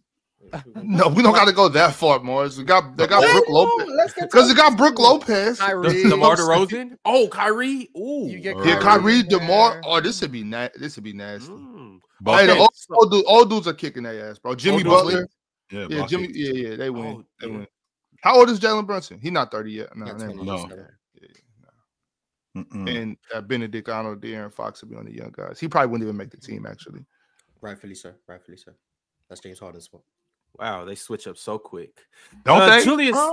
He Julius- switched up, Ron. Monty McNair did everything in his power to help De'Aaron Fox. To Carson's His point, man, not Carson, yo, sorry. his man, To his Logan. man took less money to stay in Sacramento and play with him. He could have went and Lo- got a bag. He could have went to Orlando. He could have went and got a bag, and he stayed in Sacramento to play with him. He's probably gonna be in a trade package with him. But stop. To Logan's point, All right, I just don't think he wants to okay, be there my bad. anymore. If I'm being honest, I think that's just it. I think he wants. And I that's think he his wants right. out. That's his right. I'm obviously just going a little overboard with it. Just it's his right to want to go somewhere else. No I mean, big deal. with that being said, though, Big Ox, we'll take Malik Monk off your hands. Super chat. Go ahead. All right. Julius Irvin, not Dr. J. He said, Morris, can you tell me the difference between a min and a soar? Because I don't see the difference in terms of skill set, especially athleticism and defense. But I see one getting more recognition than the other. I think there's a lot of differences. Yes, it is. I think, well, offensively, there's major differences, but defensively, I'll start. I think Asar's the more active playmaker, where like one pass away, I think he's probably more dangerous in terms of getting deflections, steals, all of those things. I think Amen has really transformed himself into like this Swiss Army knife, switch everything, protect the rim, like versatile defender, which Asar was more of as a rookie. This year, Detroit's kind of used him differently. So maybe he probably still does have that skill set. I think Asar's probably better at like drawing offensive fouls, push-offs, charges, all of those things. And then offensively, I think Amen is like better at everything. I think he screens better. I think he rolls better. I think he passes better. He plays the baselines better. The handles way better. He's able to create for himself at a level that Asar isn't. And surprisingly, Amen shoots better than Asar now. Free throws, mid-range. The three means nothing to me between both of them, but I think he's shooting like 34% from the corners. So the shooting leap from Amen has been tremendous, mainly because Asar hasn't been able to play basketball for like 6 months because he was dealing with his health issues. So offensively is where the biggest gap is. Defensively, I think they're both elite, both all defensive level guys. I think Amen's getting more recognition because he's putting up like 17 and 10 as a starter. So anytime that happens on a winning team, anytime that happens, he's going to get the recognition. And I do think Amen is the better athlete as well, but that's like marginal in the sense of like they have the same genetics. But I do think Amen is still the slightly better athlete. And I've been very consistent. He's the best athlete I've seen since LeBron James in the NBA. The only really the only one I question is Zion when he came in. Everyone else, I think Amen is like comfortably better. Is he a lock, all-league defender? A lock. Yes. If he's not on the all-league defensive team, I'll be perplexed. I agree. First team or second team or just either or? I had him on my second team like a month ago. I would now probably have him on the first team. I mean, do you guys think the first team is just going to end up being like all centers? I mean, I think Wemby's for sure going to be on it. I think Jaren Jackson will be on the first team. Yes. Who else? Mobley will be on the first team. That was the other one. Dyson Daniels. Dyson is not making it over Amen Thompson. He shouldn't. In my opinion, he shouldn't. Maybe they both make it, but he shouldn't. I think they both make it. I don't think it's one or the other. Fine. I'm not sure who's the other. I had Draymond and Rudy on my first team like a month ago. I don't think Draymond will be there anymore. Rudy has been in that lineup. So I'd probably have a man on the first team, and maybe Dyson on there as well. I don't know. Bam's been really good on defense. Speaking of those two, did y'all see a men dunk on Dyson last night? About Bam Moss. He did a hop step from outside the paint, and then he dunked it right. You know how crazy it is to do a hop step dunk in one motion? Like that, that's stuff you do on 2K. Also, that's another area where he clears a star. Yeah. His paint footwork is insane. His euros, his inverted euros. He's a way better offensive player. Also a negative on offense at this point. Like substantial. Yeah. And Amen might be the best on-ball shot blocker in basketball. I mean, what he does as a trailing pick and roll defender, bro, I swear to God, you are never safe. You are never safe. He is liable to just obliterate any event that his recovery defense is good. Man. Well, while Matisse Thybulle isn't playing, yeah, he probably is. Matisse Thybulle probably still. And he's got really good feel. Like I know that a lot of people always stress about a men's jumper and stuff, but like I really think he understands like his value as a player. Like he doesn't force shots. He's really good within the flow of the offense, too. And he's a better passer than Asar. He always has been. And the biggest difference for them, like, I agree, he is the better shooter. The biggest thing is the floater touch. Because Amen has legitimately good floater touch going now where he's like almost 50% on floaters. Asar doesn't have that in his bag at all. So give him the ball, Mars. Teach him how to play lead guard. Give him the ball. I'm still not. Teach him how to play lead guard, Mars. Give him the ball. You don't have to go into free agency. You don't have to trade for anybody. You got your lead guard right there. Teach him how to play lead guard. Give him the ball, Mars. I think Reed's going to probably be the 2 guard, right? Like long term. Wait, are we talking about you guys are trying to get rid of Jalen Green. That's why, because you guys are haters. You guys trying to get rid of Jalen Green. What you guys don't factor in is a lot of teams. Well, maybe not a lot of teams, but it's a good amount of teams that run the point guard by committee. Even like when you look back at the old Chicago Bulls, they ran.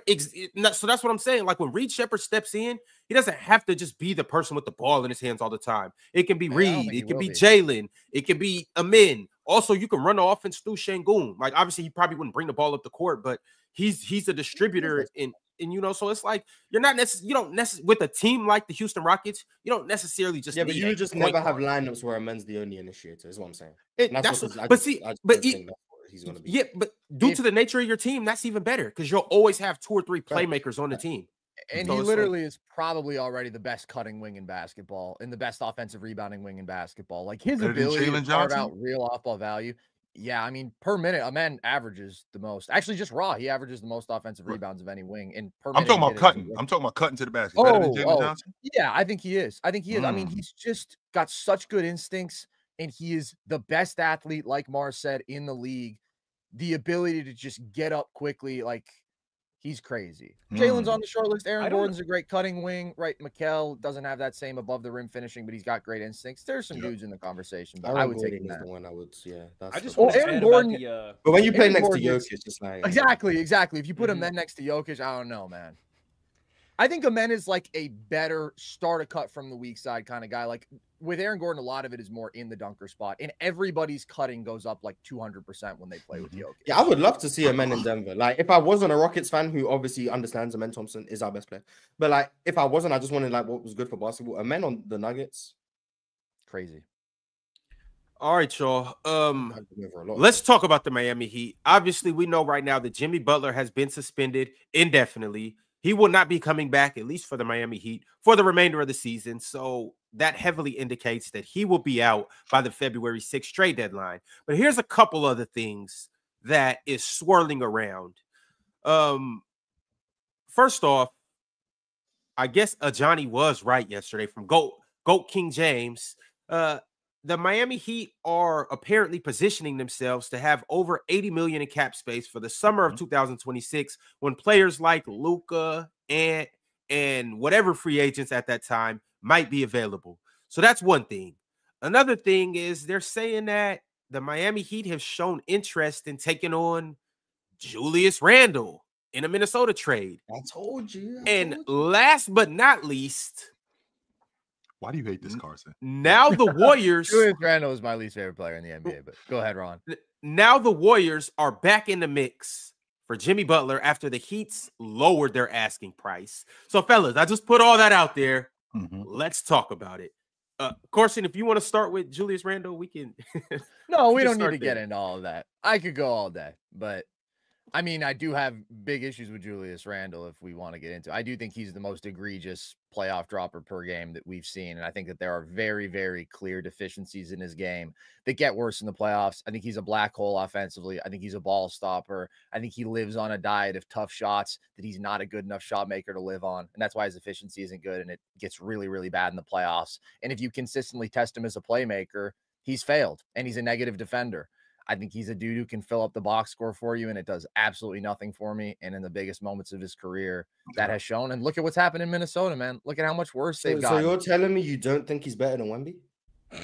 Good God, Chill, please tell me you didn't say that. I 100% said that. Yes, I did. I 100% said that. I don't, and like 3 months ago. It was before the season to cut you a little bit. He ain't changed his mind until a month ago. Yeah, however, I did change my mind. Okay. Let's make sure we clear that. I did. I did change my mind. But I mean, to Carson's point, I do think Julius is a positive in kickouts. I do think that Julius is a positive in creating shots for other people.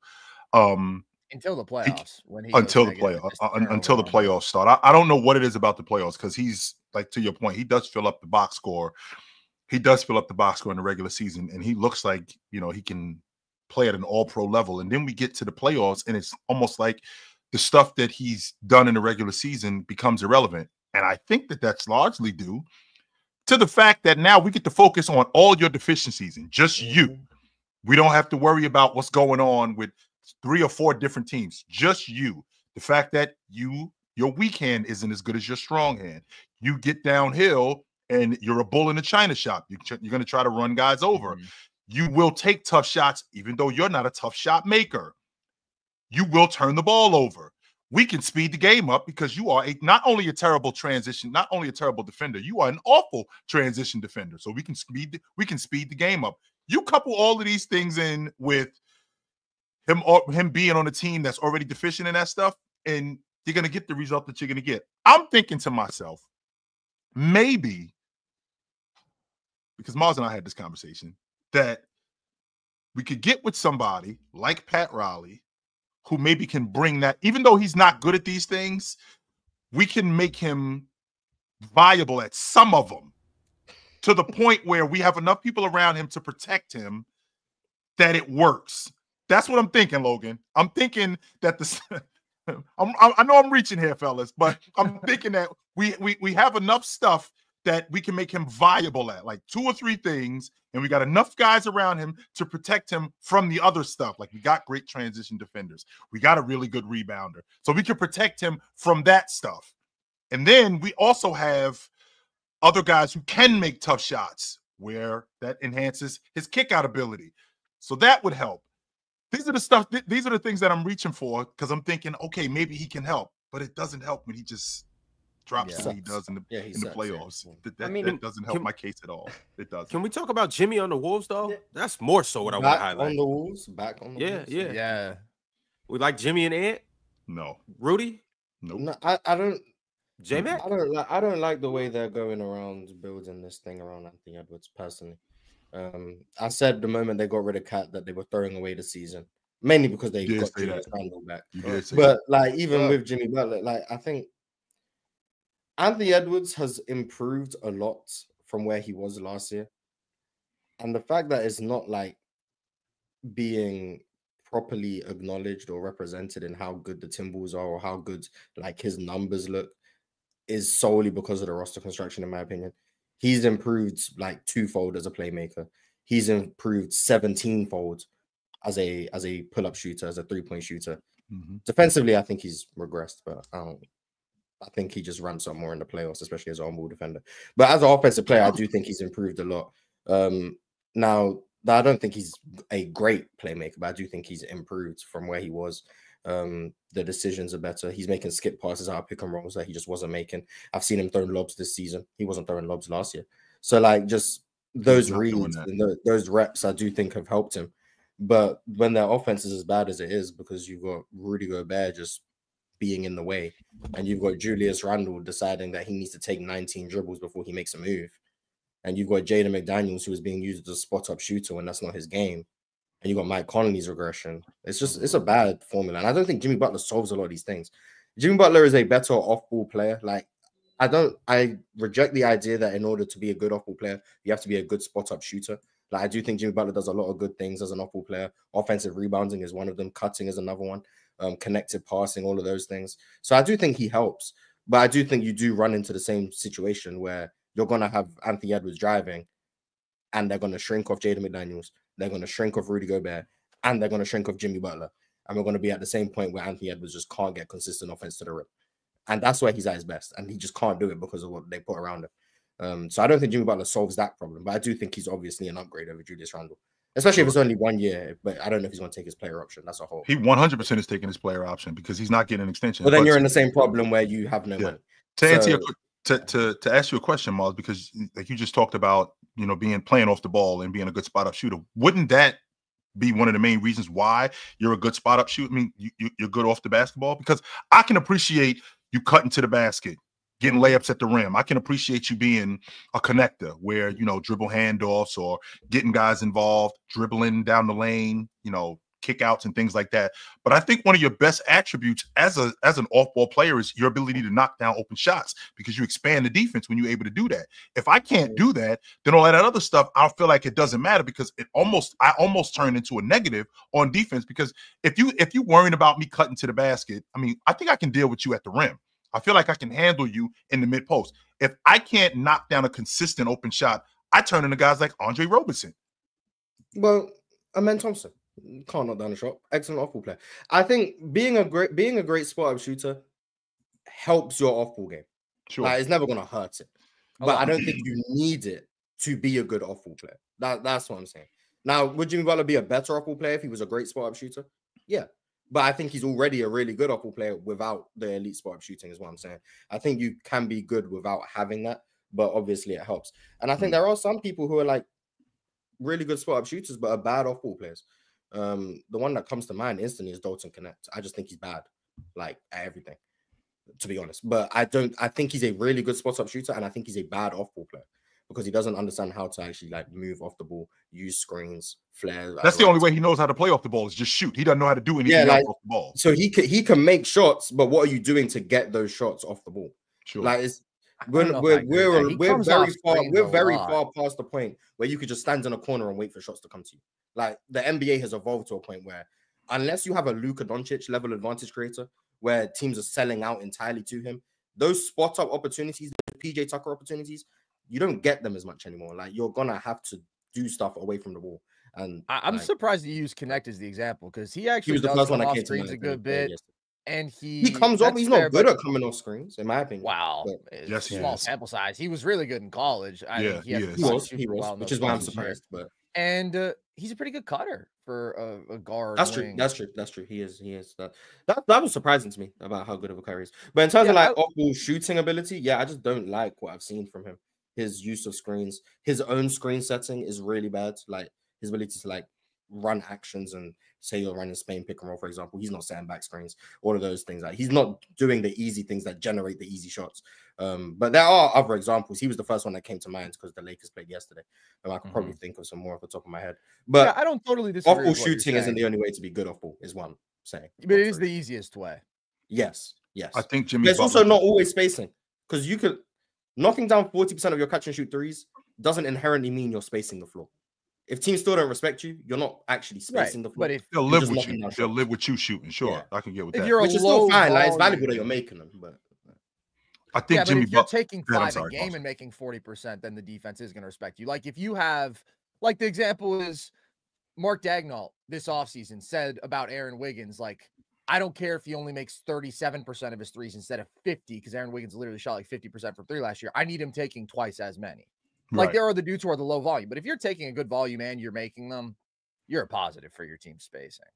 Because because that's 6 points where you just got for your team because you're knocking down threes. And teams are eventually. It's weird how reputation works. I say this all the time. Like, there's guys who have been like shooting good percentages for years, and teams still don't respect him in the postseason. And then there's guys who like haven't been shooting good percentages for a while, but teams still treat them like they can shoot. And I don't know like what the reason for that is in terms of game planning, but like it's always interesting because you got guys like Jimmy Butler who averages 20 in the regular season and go for 50 in the playoffs. That's why. You got guys like Rondo who can't make an open shot in January, but then you get him in the playoffs and he's shooting 45% at the long ball line. That's why. But if you're shooting 40% for 4 years, and then the postseason comes around and it's like, yeah, let him shoot. Like, what do you have to do to break that reputation? Like, are you thinking of like Lou Dort? Because that's who I'm thinking of. When it's not 4 years for him, but the last 2 years, like those type of players. But those are faker numbers because those guys are always getting wide open looks, right? There's a difference between a Lowry Markkanen shooting 39% when he's got dudes in his face all game long and he's hitting them versus a Lou Dort and a Okoro. All of their shots are wide open and they're only shooting 39%, right? Sure. Like if Markkanen got that kind of shot quality that those guys are getting, he's shooting 50% or maybe better, right? But all of his shots are tough. So I just think there's a little bit of noise in guys like that because Dort and Okoro are almost – not now. Like, Dort's a better shooter. I actually think he's improved. I think Okoro's a much better shooter than Okoro. I think they're in different tiers. Yeah. They've both improved, but by and large, both of those guys are getting wide open threes all game long. That's why their percentages are so high. But would you keep giving someone who shoots 40% wide open threes? We got to live with that, though, Mars. Yeah, we got to. I'll live with, if we're going to lose, prime example would be, you and I had this conversation not too long ago. PJ Brown.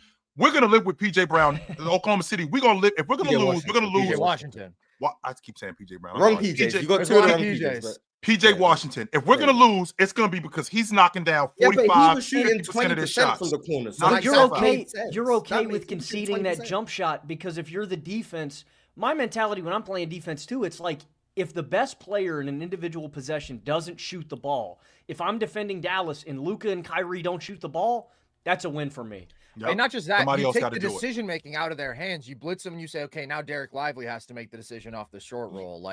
And then he's got to find PJ Washington. He's got to keep his composure off the catch, not turn the ball over when whatever low man is coming up and harassing him. And then PJ Washington has to hit the shot. I don't think that's bad process. It's just PJ Washington hit every shot. Oh, yeah. I've been very passionate about the fact that if I'm OKC, I have the exact same strategy. There's no way you lose to that strategy. Again this year? Not this year, because PJ Washington's improved. Well, I think last year, you played that series last year. I'm doing the exact. There's no way he shoots like that again. That's just got to make an adjustment. I keep saying that, and then he keeps hooping against OKC. So I don't know what it is. He bothers me. But I just think if you shoot how does a Lou Dort shake that reputation, or is it just impossible? Is he just going to be the we'll live with him shooting guy for the rest of with him shooting the three because that's who he is, Mars. I mean, he just started. I mean, if I'm not mistaken, I think this year his 3-point percentage went up. How long has Lou Dort been in the league? I think we're in year 7. I think he showed up. Last year he took the lead. The last 2 years he's been like around 40%. He's been okay. He's been respectable, but for the most part, as a former basketball player, and the reason why I bring up PJ Washington because Ron and I just had this conversation about SGA. In the end, I know you. I know who you are. And if we're going to lose, we're going to lose with you doing it. I don't think you can consistently do it. Even in the postseason, Mars, especially in the postseason, when the bets get higher, that basket doesn't look as big as it did in January. It doesn't look as big as it did in February. It looks a lot smaller in April and May, especially when you got different coverages and different defenders. I don't think that you can make this shot consistently. You in particular, I don't think you can consistently knock down this shot, especially when we're giving it to you in different spaces. When we're giving you this shot in different spaces, we're going to leave you open, but we're going to leave you open in different spaces. I don't think you can consistently make this throughout the course of a 7-game series regularly. I don't think you can do it. And if you can, we'll live with it. But for the most part, you're going to be gifting me extra possessions, and I think you can apply that same logic I was talking about with Luka and Kyrie to Oklahoma City. When you have an SGA, when you have a Jalen Williams, when you have a Chet Holmgren, it's like, all right, Lou Dort, you can shoot all the threes you want. Those guys, you gotta hedge your bet sometimes. And unfortunately for Oklahoma City, Dallas's defense did work. They were throwing doubles at SGA. They were getting the ball out of his hands. What ended up killing Oklahoma City more than anything else? It wasn't SGA's inability to pass the ball. It was their supporting shooting which let them down, and I think that is what powered Dallas's win, at least defensively. Like, their game plan was smart, and I think against great scorers, you sometimes have to make that decision. You know, it may be a 40% shot in the regular season, but I think in the playoffs, you're okay with a guy like Lou Dort leading your offense. It's a win anytime SGA's not taking a shot, or you can limit his impact offensively with just the ball in his hands. That's why when I look at Jimmy Butler, to your point, Mars, I mean, Jimmy Butler can knock down a mid-range shot. He can knock down an open shot. He might not be knocking down shots like Klay Thompson, but he can knock down an open shot. I think he dropped the ball on this whole situation, and hear me out. If Jimmy Butler, who ended up signing the contract that he signed, and he's under the contract that he is right now, if Jimmy Butler doesn't do what he's doing right now, let's say he comes into the season, he balls out. He balls out. He's playing at an all-NBA level. He's playing at an all-star level. They end up in the East semifinals, and they lose in the dogfight in 7 games. What does Jimmy Butler look like this summer when he asks to get traded, as opposed to right now? People are willing to sell to farm. I think that his value is way higher because we've already seen what he already did, and maybe there's still something there, and he looks professional about it. What we got going on right now, we got Animal House, right? We have something that's completely different, and now I think that it's lowered his value. And on top of that, I feel like with him getting traded in the summer after playing the way he played, I feel like whatever he asks for, I think he gets it. I don't think that happens now. I think he's lowered his value in terms of an extension. I do. You guys, I want to talk about not only the Miami Heat lowering their demands for Jimmy Butler, but I also want to talk about how he may look on the Golden State Warriors with them not having to give up as much. That's interesting. We don't know the exact amount of what they're asking for, but we do know that they've reportedly lowered their demands. What do you think is fair, Morris? Well, they have to make money work. So Wiggins probably has to be included, right? No, I think the moment you give up Wiggins, I don't think. Are you also that cooked anyways? But like, yeah, I want Wiggins and like I don't know, Moody. Mars, now I asked right now, how much better is Jimmy Butler than Andrew Wiggins? There's a big difference. There's a big difference. Is he better? Is he better than him enough to make a impact on the season? You have to make a move. The season's cooked. You can't waste the last years of Steph and Draymond. I told these dudes by the trade deadline, Steph is going to be demanding to be out because they're going to suck. It's already wasted. The season's over. Then the Warriors aren't winning a thing. The Warriors aren't winning. You got to make a move. But dude, like, okay, as you can make it look like you're trying. Fan, as I'm going to watch the Warriors tonight in person get their asses beat by the Thunder, man. Like, at some point, you just have to put out a more respectable basketball product around Steph. And to me, the only way to do that is you get another guy who can legitimately create with the ball. Jimmy is a very complete basketball player. Maybe I'm not as high on him off ball as you are, Mars, because I do still think the shooting stuff matters. He does good stuff around it, but like that's not ideal. But at the end of the day, man, you just need a guy who can go out there, create an advantage, get a bucket, make a play for his teammates. That's what Jimmy can do. Wiggins, very good basketball player, can't do that. And it's got to be a star. But I don't think is there a way that they had Chris Paul's contract? So that's what it sounds like. Facts. But is there a way that the Warriors can do it without giving up Andrew Wiggins? Let's look at their salary situation. They would have to be so much filler because they do have a lot of like those smaller contracts, but you'd have to put so many of them together. 13. Oh God. Yeah. Also, I like Jimmy over. I don't think the season's just a wash with Jimmy. Now, are they the favorites to win a championship? No. But you put Jimmy with Steph, you put Jimmy with Draymond, you put Jimmy with Dennis Schroeder. They might lose Kuminga, but if Kuminga stays, like I like what the Warriors got going on. Right. They can't do it without Wiggins. They can't do it without Wiggins. I mean, well, okay, but if they can do Wiggins, like you said a second ago, Ron, keep JK.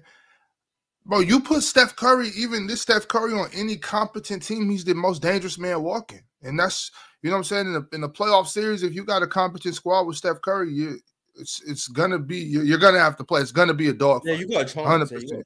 So that's why I'm saying, Mars. I wouldn't call it a wash just yet. I wouldn't do that just yet. If they can make a move like that, I think you have as Joe would say, you gotta get a third team involved. I think to make this work for the Warriors. Okay, maybe. I think because of the apron like deals, I think is the issue. But if you get Wiggins and you get Moody and you get like, let's say, who else could they throw in there? I don't know. That's 39 million. Jimmy makes 48. Okay, but if we're probably looking at Gary Payton might be involved in it as well. There's a lot of guys. Yeah. Can you give up 4 players to get 1 back? Like literally in terms of league rules, yeah. Well, I think that the Heat. Well, and the Heat, because the Heat need to have roster spots. The Warriors can do it because the Warriors, I'm pretty sure, have such a full roster. The Heat might have to let somebody go, or they might have to include a minimum deal. But, you know, they can figure that stuff out. I mean, that's the little stuff. Yeah, I'm not a GM. Pella Larson, bro. Give him Arizona legend Pella Larson. And then I wasn't sure that. I've got, sorry, not to cut you off, Chill. I have cooked up one that does work financially where you give up 4 for Jimmy. It's Wiggins. It's valid in the trade machine? It is valid in the trade machine. Okay. So it's Wiggins, it's Anderson, it's Kuminga, and it's Moody. But that works all straight up for Jimmy. That's the lower asking price, or is that just no. Kuminga can't be in there. No way, they can't do it. That's just to make the money work. I have actually been like the biggest advocate for trade Kuminga for years. I thought they should have traded Kuminga as a pick and Wiseman as a pick and Moody as a pick, but whatever. They didn't do that. Can't go back now. For this Jimmy Butler at his age, at his contract, with some of the health and attitude stuff, like, you're not putting Kuminga in that deal with Wiggins and other contracts. And because I have to ask for him, though. I wouldn't be a GM if I didn't ask for him. Miami has no leverage. Miami has a star who won't play basketball for them and who they don't want to play basketball for them. Like, I think Miami looks at this and they say, we get Wiggins back. Okay, now we can still try to win games with Bam and Hero and Wiggins. And where? No, Wiggins absolutely. I mean, Miami absolutely says yes to that. Well, yeah. Oh, hell. Absolutely, they say yes to that. Without Kuminga, do they say but without Kuminga, does it work financially? You have to put in Kevon Looney or something? That's exactly what I'm saying is that's the way that it works financially the easiest is all but those Looney's guys. got a very similar contract to Kuminga. Let me see if I can sub him out. And I could see Miami wanting Kuminga though, like just the type of player he is, you know, he's young, hard worker. I could see Kuminga thriving in Miami. That's why I'm asking for him, Ox. When this whole thing starts, I know that we got to have Wiggins in the contract. I know we got to have Wiggins in it because we got to make the money work, and we probably got to get a third team involved so I could get what I want. Kuminga is the linchpin for me. Okay, I've got another one. That does work financially. So Wiggins, Gary Payton, Kyle Anderson, Kevon Looney for Butler and Love. Not bad at it. That sounds more realistic. Yeah, that sounds more realistic. Maybe you have to throw in a pick if you're the Warriors, but I think that's solid. And like I said, for the right deal, I'd give up Kuminga, but it doesn't move the needle for real, but it moves the needle somewhat. Like, I'm telling you, man, I feel so bad for Steph. This is such an unserious basketball situation they put him in. He is the entire offense. He is like the only plus offensive player on this team. What? Chill, wasn't I saying this 2 seasons ago? Didn't I tell him they have to trade Steph Curry? I said this. You have to trade Steph Curry right now. Do it now. Do it now. And everybody was so upset. Oh my God, you're just the Warriors hater because they beat you guys in Game 7. No, we're talking basketball. I think that as a franchise, we have to look at the future and see that this is going to either be bad for me or bad for Steph or bad for both of us. You already paid, and you already paid. If I'm not mistaken, Steph, I think over the summer he signed a 2-year extension for like $61 million a season. So you already paid Steph the thank you money. So Steph isn't going anywhere. You dropped the ball 3 years ago when you won the NBA championship. That was the time to move off of this crew and upgrade this roster. Only except you didn't. You came back the next year and then you end up losing to the Lakers. Then you bring the same crew back again. Back again. How smart is it for franchises to get to the end of their franchise player's career, and instead of doing the smart thing for their athlete as an athlete in your franchise as a business, is it the smart thing to let them go instead of having the same sentimental thing where, oh, they've been here for life, we're going to finish with here, we're going to give them a huge contract at the end of it. It just being sentimental like that, it doesn't end well for franchises. Now they're going to have to start all over. Which is why, to your point, Ox, which is why Pat Riley is not paying Jimmy Butler. Exactly. That's a bad idea. Right there. I'm not doing Pat Riley not being sentimental about it. But Steph Curry could have been on Orlando by now. Steph Curry could have been, God forbid, OKC right now. You know what I mean? Like, I really think Steph doesn't want to be traded because I've agreed. I mean, I don't since think so neither. last year at least, I've been saying, Oh like, well. in terms of basketball, you have to either trade Steph or you have to try to build a more serious roster. And you can't say, no, we won't give up pods for Markin. And you can't say, no, we're not interested in the Zach LaVine deal, right? You have Carson, to stop right there. Wait Wait a minute, Carson. I know, Wait a minute. Wait a minute. I Please don't know. tell me that Pods held up that No, deal. no. That can't be real. It can't That's be. a real report. Pods That's has a real all-star report. potential. What are we talking about? That's a real report. When I heard that, I was like, Pods there's no was way good. that was real. There's no way you I can say thought that. Pods But was keep good, going. and I thought he was going to have a good year, and he's just been a disaster. But yeah, that was insane. And that's how they've been viewing this, man. They've consistently prioritized the young timeline, and it's crazy. So yes, in a basketball sense, they either should have done more to add high-end talent around Steph, or they should have said, Steph, we're getting everything we can for you before you have lost your value. But if Steph doesn't want to go, I mean, yeah, it's a callous businessman, but that would be pretty callous to say, okay, Steph Curry, you have to now go move your family after everything you've done for us because we want some draft picks. Carson, this is business, man. At the end of the day, yo, this is what I would have done, but I'm saying I think business, that's why man. it hasn't happened is just because Steph doesn't want to go. I mean, you could be. I'm sorry, Moss. No, you got it. You could be sentimental to a point. They already paid him, right? They already paid him the thank you money. So at this point, so at this paid in Brooklyn. Yeah, what absolutely. And done, Jill, to me, the way that you can both respect Steph and get a good basketball outcome is by making the trade for a star. Trading for Pascal Siakam 4 years ago, bro. There have been so many deals on the table that they said, no, we're good. We like James Wiseman. We like Kuminga. We like our young guys, which is an insane way to build when you have the greatest player in your franchise history. And Carson, go further. Go a step further, please, Carson. Draymond Green. Yes, Draymond Green. I'm gonna tell you like this. Well, hey, look, it's for me at this point to be competent and still have Steph Curry. They would have had to be like, okay, if we love Steph this much, if we love him this much, then Draymond has to go. But why? Because $25 million a year. It's actually because I'm and also I'm not talking about now. I'm talking about a year or two ago when he even had more value. $25 million that makes a trade work. Yeah. You know what I'm saying? He did punch Jordan Poole. That's a kind of run. But I mean, he's the reason that defense has been great for so long. Like he's the reason they lost Kevin Durant and Jordan Poole all of a sudden got weak. That wasn't always going to last. That was always going to end at some point when KD had to move on. Right. Everybody doesn't love me because I won with the greatest team ever, the team that won 73 games. I just believe in Draymond so much as being like the other foundational piece of all this with what he does defensively, with what he does as a playmaker offensively. And the contract is good. So I think everybody else should have been on the table, but I would have stuck with Steph and Draymond because I think you see it, man. Even for the Spurs early this year, you see the level those two guys can reach. And they can't do it as consistently now because they're in their mid-30s. But isn't there a younger guy? Isn't there a younger guy out there that doesn't do all the things Draymond Green does? Obviously, but he's younger and he does some other things way better than Draymond does it. And it's like we won like this. We won 4 championships this way. Steph, now you need to win 2 more championships this way. You got, you know what I'm saying? It's well, you can still win. It's just not gonna. It's still not gonna look the same. I just don't think you're winning a title. I don't know about Draymond. I don't know about DeAndre Ayton. But I mean, other teams have won championships without Draymond Green. So it's just like we can. You know what I'm saying? So now we're just another team. We're not the same team we were in. What was it? 18, 17, 15, or 22. We're a new team. Yeah, we're a new team now. You know what I'm saying? Right. So if we remain this team, we need Draymond Green. But in order for us to be successful, we have to be a different team, and that means no Draymond, no B pods. You know what I mean?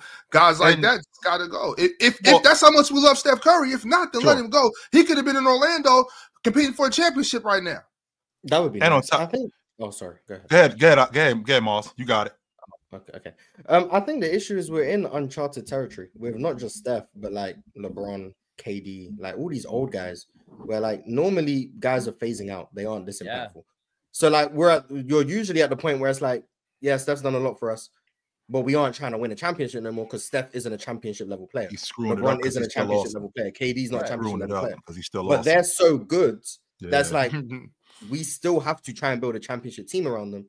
Because they're that good that we can still do that. Yeah. Whereas, like, totally true. 20 years ago, a 36-year-old 6'3" guards is not producing all NBA level, MVP level offensive production. So it's like 10 years ago, look at the Lakers rosters in the last couple of years with Kobe, and it's like they weren't ever going to do anything serious. Kobe wasn't that level player. Yeah, and no one was like, "Oh well, Kobe needs help," like because it was like, "Yeah, it's over." Like, but with Steph and LeBron, it's like, what can the Lakers do? What can the Warriors do? Because like they're still that good. That it's like they need to compete because you don't want these guys just rotting in the 9 seeds. Aren't we in that space though, Mars? Because at some point we have to recognize that this thing is going to be over. And you've said to me how many times, Mars, on a scale from 1 to 10, 10 being Steph Curry, 1 being, I don't know, Killian Hayes. Where's Steph Curry today? Steph's like a 6.5. Right, so he's a little bit above average. So he's above average scale of things. Yeah, I think he's a 6.5. I think so he's like an 8.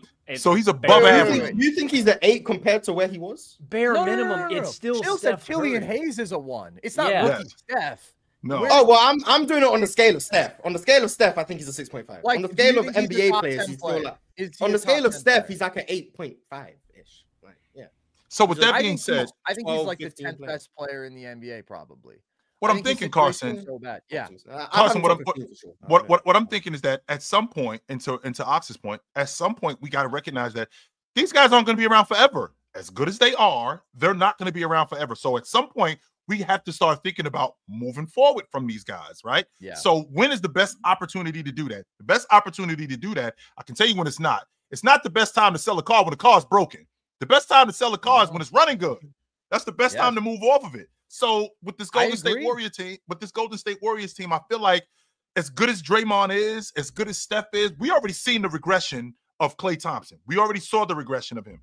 You had that opportunity to move off of them once you won the NBA championship. We can maximize our value. You would have broke up the team right? I would have blew it up right then and there because that was it. That was all. You and I, Mars, have had this conversation numerous times about when you move off a team, when you move off of players, you move off of players because at this point, this is all we're getting from this team. 2019 Portland Trailblazers when they went to the Western Conference Finals. That was it with that crew. You're not getting any more from that crew. That 21 Hawks team that went to the East Finals. That's it. You're not getting any more from that crew. This Golden State Warriors team that won the NBA championship in 22, we're not winning the NBA championship in back-to-back seasons. That's not happening. So what we have to do with this crew is we got to upgrade. We have to get better. And one of the ways to get better is that the guys that we have who helped us win it, we got to move off of these dudes because they are at maximum value. Because years from now, when it's time to move on from them, we're going to get a bucket of extra crispy and a 6-pack. It's hard because you're running a business in 2 ways simultaneously. You're trying to win games. Also, the fans would have burned down Chase Center if you said, all right, Draymond, get out of here. We just won the title. We're not running it back. Like, I get it. I don't disagree with the realist perspective that you're bringing on this stuff, but also I'm going to have to be a realist and say you can't just do whatever you want as a front office because but ticket sales aren't going to plummet because Draymond Green's gone. That's not. I mean, I don't know. Draymond's the heart and soul of the team. Like, yeah, but they don't. I mean, they're not coming to see Dre. Like they all. Draymond's a great added piece, but you know who's selling tickets over there. I think the Dubs feel indebted to Steph and Dre. I don't think Steph and Dre didn't feel indebted to Klay. Nah, hell no. I mean, well, Klay. Well, they would have.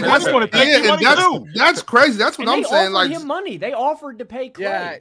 Yeah, they offered him less and said, "Hey, $6 million a year." They still offered him a contract. They didn't just kick him out of town, right? Right. Yeah, but when they offered it, it's like when I offered Ox the Jalen Johnson, Zach Collins deal. It's like I offered him something, but at the same time, it's like it wasn't going to get accepted. So like you offered it knowing it wasn't going to be accepted. My thing is, y'all. I just think you got to pick a side. I'll wrap that. I just think you got to, like I said, they've been straddling the fence. You either got to get on this side, and we're all in on Steph and Dre. Shit, to get off the pot. You know what I mean? That's really what it is. It really is that. It's 100% that. All right. You guys already know the drill right now. Like the video, subscribe, keep going in the chat. Y'all have sent through some super chats. So we're going to go ahead and make a couple of these happen. I'm going to read some of these, and then we are going to talk about the rising stars, the rookies and the sophomores that were announced. It was also a G League team that was announced, and we're going to take this pool of guys and do a draft. Are they in it too, Ron? The G League guys, they in it too? Yeah, so it's 4 teams. I didn't know that. Essentially, it's a G League team, and that team is already set. They picked the 7 guys for that team, and then they got the rookies and the sophomores. They will do a draft for the rookies and the sophomore, and for that game, for the Rising Stars game, it will be 4 teams. Yep. And they'll basically, the 2 teams will play against each other. Other 2 teams will play against each other. The winners will play against each other, and the winner of the whole thing will play All-Star in the All-Star game for the 4 teams. Got it. So I like that. It's competition through and through. What I like about it. Because I seen Wemby's on one of the rosters. So what if Wemby's team wins the Rising Stars? He then can't be on the All-Star team? So, and I was wondering that they have 11 players on that team, on the sophomore team. Well, actually, I don't know. I honestly don't know. It might he might get replaced with somebody. They might just play with 6. I have no clue. Does it make a difference, Miles? Because they playing each other anyway. I mean, he's going to make the All-Star team, right? They might find a replacement with Wemby. No, because they have to get drafted. Yeah, I don't know. That's what I mean. Miles. He's gonna make the All-Star team, but I just want to know where he plays. Like, I think that, so he can't be drafted in the All-Star draft because he's on the Rising Stars team. No, I'm pretty sure he's going to get drafted. Then he's going to be on 2 teams. No, he's not going to be involved in the Rising Stars. No way. He might make the thing. Yeah, but that's because he hasn't been announced as an All-Star yet. Once he's announced as an All-Star, he's going to be off of this. They're going to replace him. And then they're going to replace him with Bronny. Well, what did LaMelo do? Like, it's not like this is the first time that we've seen a dude in their first 2 years make the All-Star team. Correct. Yeah, but there wasn't. I don't think the Rising Stars team didn't play against the All-Stars though. So like you just played on Saturday and Sunday. This one is like they're playing against them, which is why I have a conflict of interest. Yeah. But maybe they just have Wemby throw the game. Who knows? The Rising Stars. He's swapped like halfway through. Wemby will be all-time offense. He'll just switch his jersey every possession. That's True. All right, well, these are some of the super chats we've gotten over the show, and we have some interesting trade scenarios. The first one is from MTHJ301. He said the Rockets get Jimmy, Terry Rozier, Jovic, Alec Burks, Kevin Love, and a 2nd-round pick for Fred, Steven Adams, I'm assuming, Jabari, Aaron, Cam, and picks. The Rockets get Fox, Herter, and picks for Fred, Reed. Oh, so that's not okay. Well, you can't trade Fred twice. So okay, I think it's 2 different trades. Yeah. Okay. First of all, who did the Kings get? You get Fred, Reed, and Cam. Picks. First of all, the Heat aren't giving up Nikola Jovic. So number one, let's start there, Mars. They aren't doing that. And second of all, I am not giving up Jabari and Cam for Jimmy Butler. No, I'm just not doing that. And for De'Aaron Fox, I'll offer. To be honest with you, Mars, I'm not touching that roster at all. Don't call me. I would trade Fred for De'Aaron. I would trade Fred for De'Aaron. I'll do it. That's one of the very few point guards I think are worse than De'Aaron Fox. So I'll do that. That's a real easy upgrade to pull off. If you just put Fred in some draft capital and you get Fox, I think that immediately takes the Rockets up a level. Houston would do that today. That's what I would do. Yeah. If Sacramento said, "Yo, we'll hand over Fox for Fred VanVleet," they telling the secretary to get the contract and get the plane to Houston. And also you can stay competitive because Fred VanVleet's a champion, so you can stay competitive with Fred and Simmons. But I think it's Fred and 3 first. Yeah. It might be Carson, Fred. stop with the 3 first, Carson. I told you, I need 4 ones minimum. But you didn't get Fred VanVleet for Mikal We'll give you Cam Whitmore. Cam Whitmore counts as a first, basically. I ain't dealing with you, Mars. I like told you to give me a kid from Oklahoma City. You won't give me a 1 in addition to the kid. And now what you doing? I'll give you some picks. I'm just saying. I don't know that I even want Cam. I'll give you like 1 pick in Cam Whitmore. Okay, so 2 years later, I don't know, when we have an awesome draft in 2027, who with the 6th pick, we take Cam Whitmore. When this one guy who's a wing is awesome, but I can't have him because you wouldn't give me the one that I asked for, Mars. Cam Whitmore was meant to be a top 5 pick in a loaded draft. Only except he wasn't. And that's not what he's panning out to be. And what did we say? And what did we say the next day? Cam Whitmore was the steal of the draft. Mars, give me the kid, Mars. We all came up and said Cam Whitmore was the steal of the draft. Give me the kid and give me a 1. I'm sick of this. 20 years old, averaging like 23 points per 36 minutes. What's wrong with that? Mars, give me the kid, Mars. Cam Whitmore. Give me the kid, Mars. And give me a 1 too. Yeah, you all right, have 1. Give me the 1. I'm so sick. Masinko sent through a super chat saying if Pat could get Fox 5, all is forgiven. If not, We appreciate all you did for Heat Nation, but we want that resignation letter, Pat. Damn.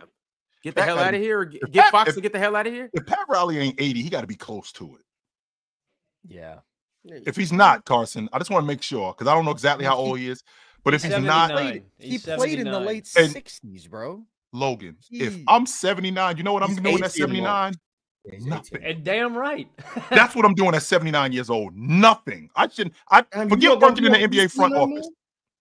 One more time. You're not gonna be here no more? You're not gonna be on the panel no more? When I'm 79 years old, I'm not gonna be doing anything. So nothing. You got 1 more year of chilling on the panel? I should not be doing any. I actually got 2 more years, Mars. That's it. My fault. MTHJ 301 sent through another trade scenario. He said the Spurs get Fox, Jimmy, Murray, Love, Lynn, Burks, and picks. The Kings get Terry Rozier, Collins, Jaime, Duncan, Highsmith, Castle, Jovic, City, and picks. And the Heat get Keldon Johnson, Harrison Barnes, Kevin Herter, CP3, Lyles, and Sohan. So we flipping 3 rosters. rosters. The Spurs getting this Fox would be the biggest trade in Jimmy. NBA history. We flipping 3 rosters. So the Spurs get Fox and Jimmy. So the Spurs get Fox and Jimmy for Zach Collins, Chris Paul, Jeremy Sohan, Harrison Barnes, and Keldon Johnson. That's a bucket. Stephon Castle's in there, but yeah, that's not possible. Oh yeah, Castle, my fault. And City. There's not enough picks in the world, man. I don't think. They keep Devin Vassell, get De'Aaron Fox, get Jimmy Butler, and all put they some lose respect is, on like, City. And the only major piece like they really lose is like Sohan. I guess. Are you a Castle denier? I think when you replace Stephon Castle with De'Aaron Fox, I don't view that as a major lost piece. Whereas Jeremy Sohan, you're not getting a direct replacement for him, which is why I view that as more of a loss. But I do like Stephon Castle. All right, we got a good playoff scenario from Ant MJ235s. Entering the playoffs, who would you rather have, Ant or Brunson? Now, before you go any further, before you answer the question, remember the screen name that you're looking at. So, yeah, he asked yesterday about Ant or Shea. Yeah, so he's remember the screen name. That's MJ235. So remember who we dealing with here. Mm-hmm. If I were building my roster from scratch, I'd rather have Ant.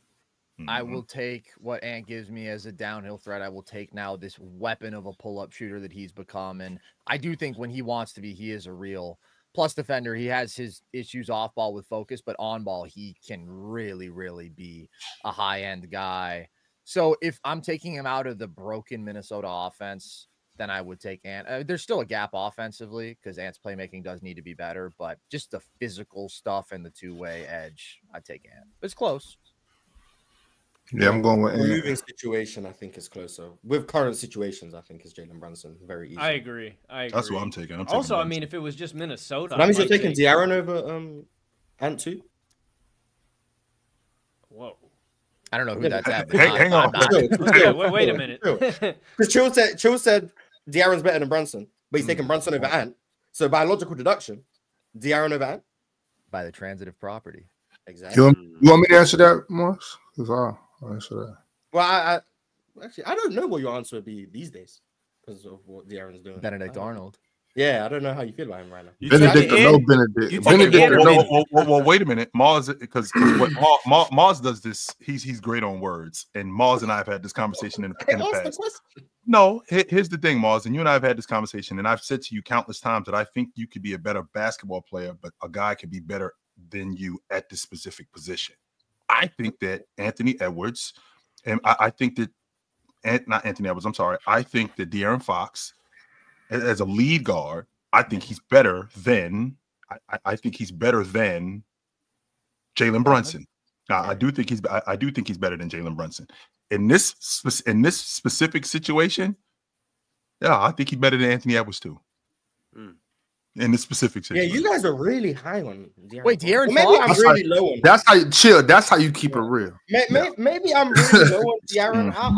I might be missing something. Oh yeah, maybe Mars. Maybe you are a little low. Awesome. I'm with you, Mars. I'm a big time what De'Aaron you Fox guys fan. see it. Yeah, I'm a big time De'Aaron Fox fan. Mm-hmm. Yeah, I don't see it. So, all right. Speaking of keeping it real, Realist123 said D Fox to the Lakers. Come on, bro. Claxton to the Kings. Rui J Hood and a first to Brooklyn. Who says no? Wow. De'Aaron Fox says no. We say no. Wait, so De'Aaron Fox for Nicholas Claxton? De'Aaron Fox said no. God, There was one yeah. Yeah, Hey, De'Aaron Shaq, Fox. keep going. we didn't even get the pick. Brooklyn got the pick. Yeah. Lakers fans love to try and rob people, I swear. Didn't De'Aaron Fox say he didn't want to play for the Lakers? He already said that. I think I'm pretty confident that's Yo, they could have at least threw us Bronny. Dude, you guys don't get it. At the deadline, the Lakers are getting Fox, they're getting Levine, they're getting Jimmy, they're getting DeRozan. It's over. Lakers And they're only giving up. They're getting Steph too. Don't leave Steph out. They're getting Curry too. And they're getting KD. Lakers in 4. Yes, sir. All of that just for Rui Hachimura too. Huh? And a second round pick. Yeah, and a second round pick. DSG Piccolo said, I don't know what it is, but the Blazers be whooping the Bucks. That boy Denny is nice. Tumani continues to make opposing players work, but chill. I will give Ayton away for a bucket of what? Extra crispy. Good trade. Good trade. I'm eating good that night. DeAndre, I've been so done with DeAndre Ayton for so long. But this is the second year in a row. Klingen's is better. The best player on his team. Klingen's already better than him. I won't argue that. Yeah, but that's I won't argue that. It was the air mattress that put me over the top.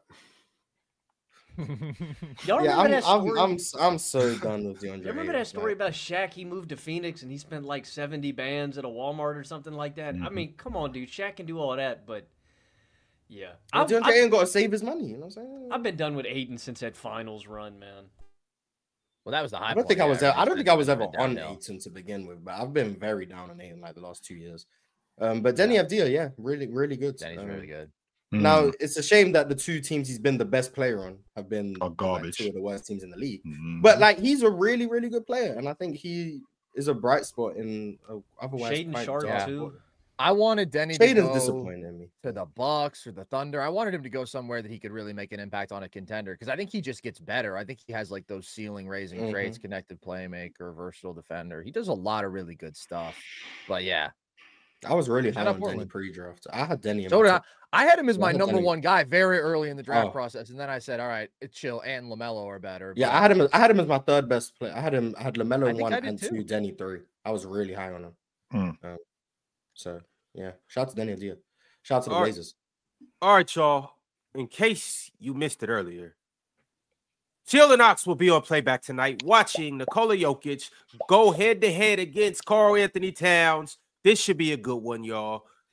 Make sure you tap in. Make sure you're there on time. And make sure you are respectful and polite in the comments. Otherwise, you may have something coming your way.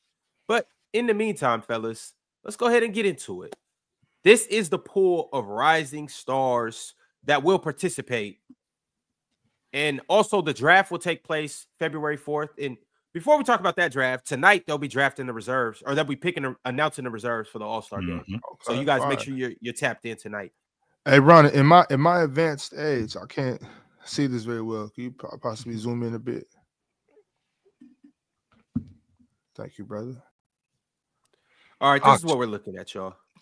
It's okay, Ox. You can get some glasses. That doesn't do anything with that. That doesn't do anything about your needing some enhancements. This doesn't do anything about your image, brother. I promise you, it's okay.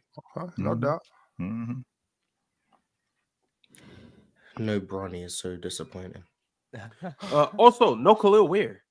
That's what I'm saying. That's damn. Yeah. How was that? Crazy. He just started getting busy because he just started getting consistent minutes. Some of these guys never got busy. Also, how is Jared McCain even here? Jared McCain's gonna be replaced by Khalil Weir. Brandon Miller, too. Yeah, Brandon Miller's gonna be replaced by someone, and Jared McCain's gonna be replaced. I'd assume. And Derek Lively too will be replaced. Oh yeah, Derek Lively. Yeah. So no Derek Lively, no Jared McCain. Yep, no Jared McCain. Let's see. Well, hopefully they can get Asar Thompson in here then for one of those sophomores. Then get Khalil Weir in for one of the rookies. The sophomores are obviously better than the rookies. Hot take. Yeah. I'm not very high on this rookie class. All right, y'all. And this is the G League team. Why is Reed Shepard part of the G League? Because that's where he spent most of his time, huh? He played 2 games. He has not spent most of his time. Hey, Morris, he shouldn't have scored 40. I was about to say, I think that's his fault. I'm surprised. Why I'm surprised Bronny not on this team for real. Apparently, Bronny declined to be part of Rising Stars.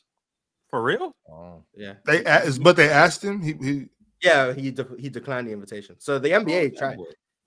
Oh man, he's just The like his first pops. 50th pick in Turning history. down dunk contest. Yeah, so the G League pool is something else. I don't get how Reed Shepard's here. But That's where he got the busiest, Mars. he played 2 games And got busy. He had 40 in like 2 of them games.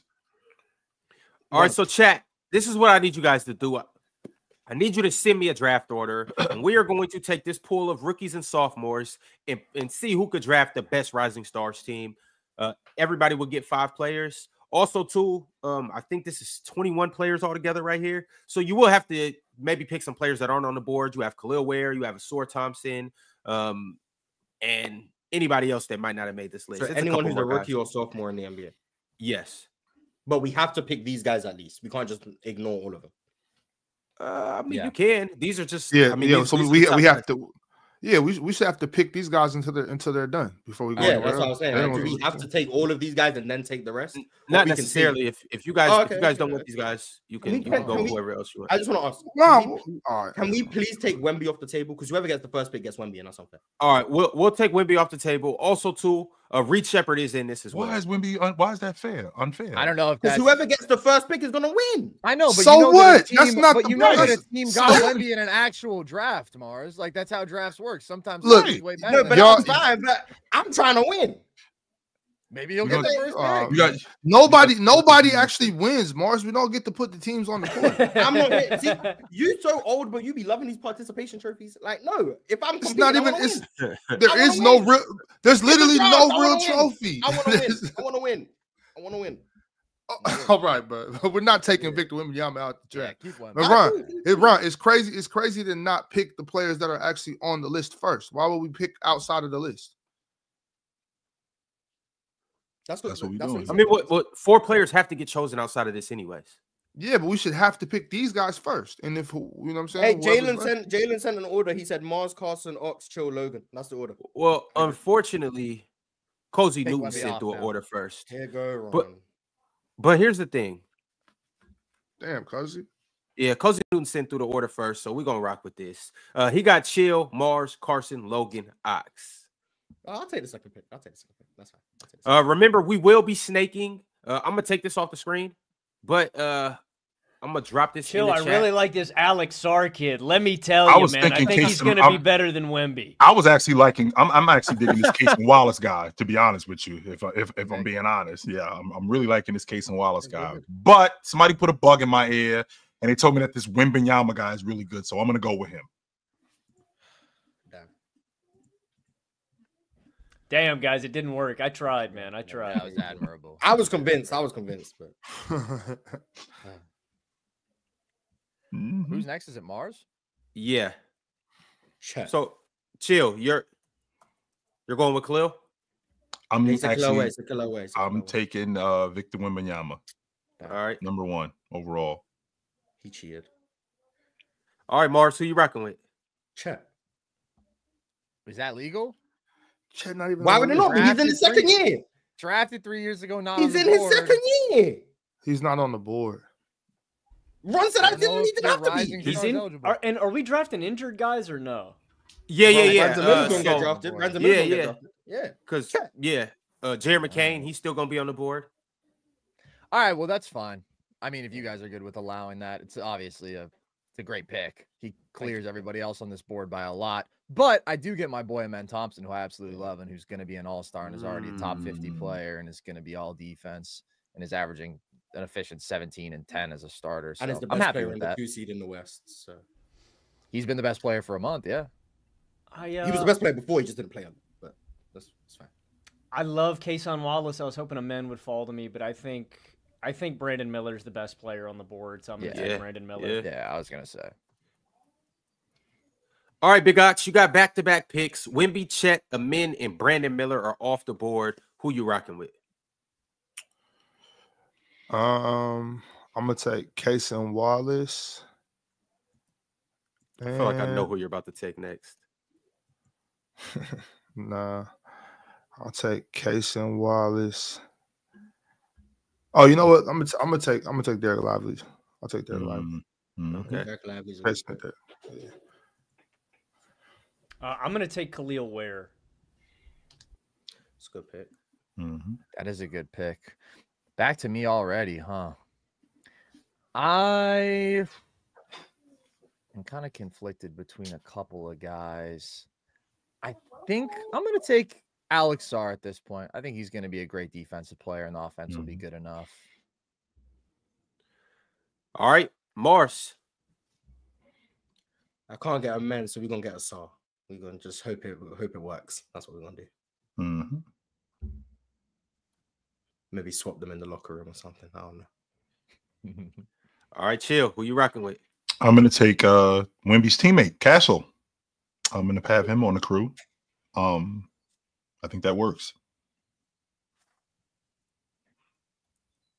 Do I go again? Yeah, you got a second. Yeah. Pick. Let's see.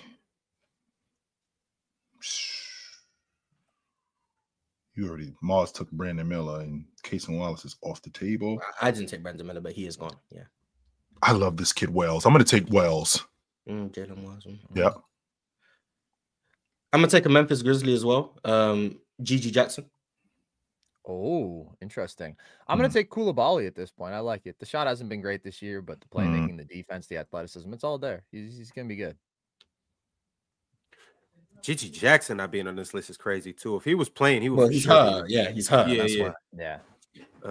And before we go any further, let me go ahead and put this on the screen just so you guys can see what's going on. Logan, it is on you. So whenever you're ready. Carson got me, man. I was banking on Koulibaly still being around. Or I wanted Wells. I mean, fuck it, dude. I think I'm going to just have a... My bad. I don't know if I'm allowed to say that. I'm going to take Zach Edey. Oh, no, you're I'm good. Just say it louder. Sized. Say it louder, Logan. Say it again. Man, fuck it. I'm taking Zach Edey, man. Good pick. Good pick. Ox, that's what I thought you were going to take. When I said I thought you could fall to here. Logan's got the dual. Oh, you was gonna go ultra big. Yeah, okay. Yeah, I was trying to get a little bigger over there. Hold on, who'd you end up drafting at first? I got Casey and Derek. Okay, Lively. okay. Literally traded for each other on the draft. Who you rocking with? And as of right now, while Ox is waiting, Chill has Wemby, Steph Castle, Jalen Wells. Mars has Chet, Asur Thompson, Gigi Jackson. Carson has Amin Thompson, Alex Sarr, Bilal Koulibaly. Logan has Brandon Miller, Khalil Ware, Zach Edey. Ox has Derek Lively, Kaysen Wallace, and now he has 2 picks. I'm gonna get I like Trace. I'm gonna get TJD, Trace Jackson Davis. I like him, athletic big. And what's the kid with the, since we don't got to stick to the list. You know what? I'm not gonna do that. I'm gonna stick to the list. Is Jared McCain's gone, right? No, you can go. No. Damn, bro. Oh well, shit, I got Jared McCain. I can't believe that's what I was gonna take. Yeah, that's a great. I didn't think he was gonna slip to me, but I had my eye on him the whole time. I'm surprised he didn't go after Khalil. I'm surprised he didn't go after Khalil. Hey, let me go ahead and get McCain. Nah, it's a steal. That is a steal. All right. I'm not the biggest fan of this guy's game. I think he's got some improvement to do. I'm just going to take Scoot here, and I'll live with it. Good old Scoot. All right. I mean, I really did want Jared McCain, but I'll take Grady Dick here. I'll take the shooting. He's got a little playmaking to him, a little shot creation. I'm good with that. All right, Morse.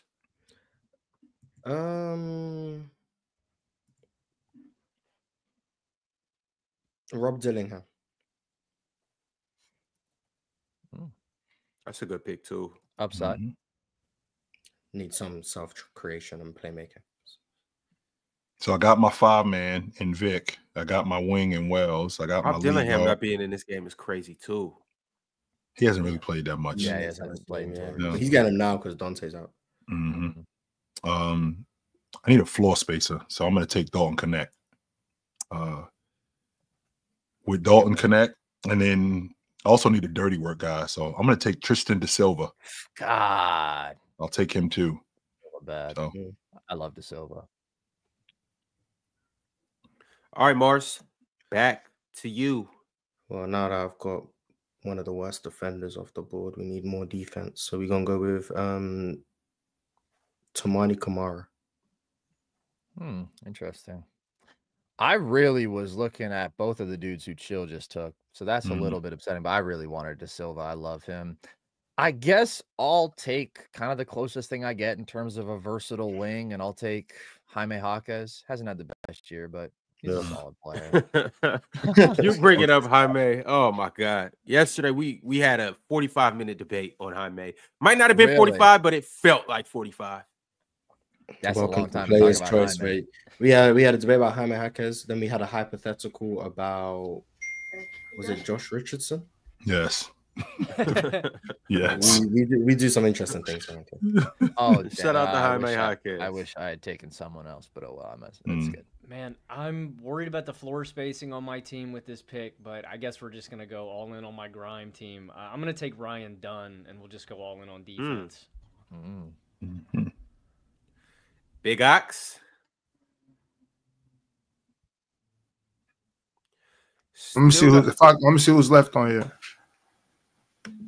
All right, I'm gonna share it with you, and I'm gonna throw out some guys out there. Oh, I'll take no, because the only person left on here is Keontae George, right? Well, on the actual list, yeah. Well, yeah. no, don't throw any names out, Ron. I think every man has to see if they can. Don't throw any names out there, Ron. It's a lot of guys still on this list. Not a lot, but it's a few. I'm taking Keontae George. It's the last one. I was debating between him and. I can't believe there's one guy on the board. If I could redo my pick, I'd take somebody else. All right, dude. I think we can swing a 6-man on here. Okay. Oh yeah, I was thinking I was gonna get one more pick. Yeah. One more. I was preparing for my 6-man. Yeah, let's swing a 6-man. Go ahead, Ox. There's nobody left on the board. No, it is. Who's left? 2 guys. Oh, 3 guys. Oh, Eves Missy. Oh, I'll take the first round, the first number 1 pick. Ricochet. Oh. Yeah, I'll take Ricochet. Sweet. I'll take Reed Shepard. God, bro, that's the whole reason Reed falling this far is insane to me. Reed. Oh, we could pick from the G League too. Yeah. Oh damn. I probably should have got Reed. I've had a lot of close misses in this draft. I'm not gonna lie. I should have taken Reed sooner. I just also was not looking at the G League at this point. I wasn't thinking G League at all. I mean, I like Misi. Ryan Dunn was a good pick off the board. Nah, second-year dudes are on the table. Give me Cam Whitmore. I was gonna get some buckets. Cam Whitty. All right, Mars. I need more creation, but like the only options I'm thinking of are just not moving the needle for me. Which is somebody that is glaring. I don't know about creation, but he's just glaring. Oh, you do got to be. Go ahead, I need creation. So, I'm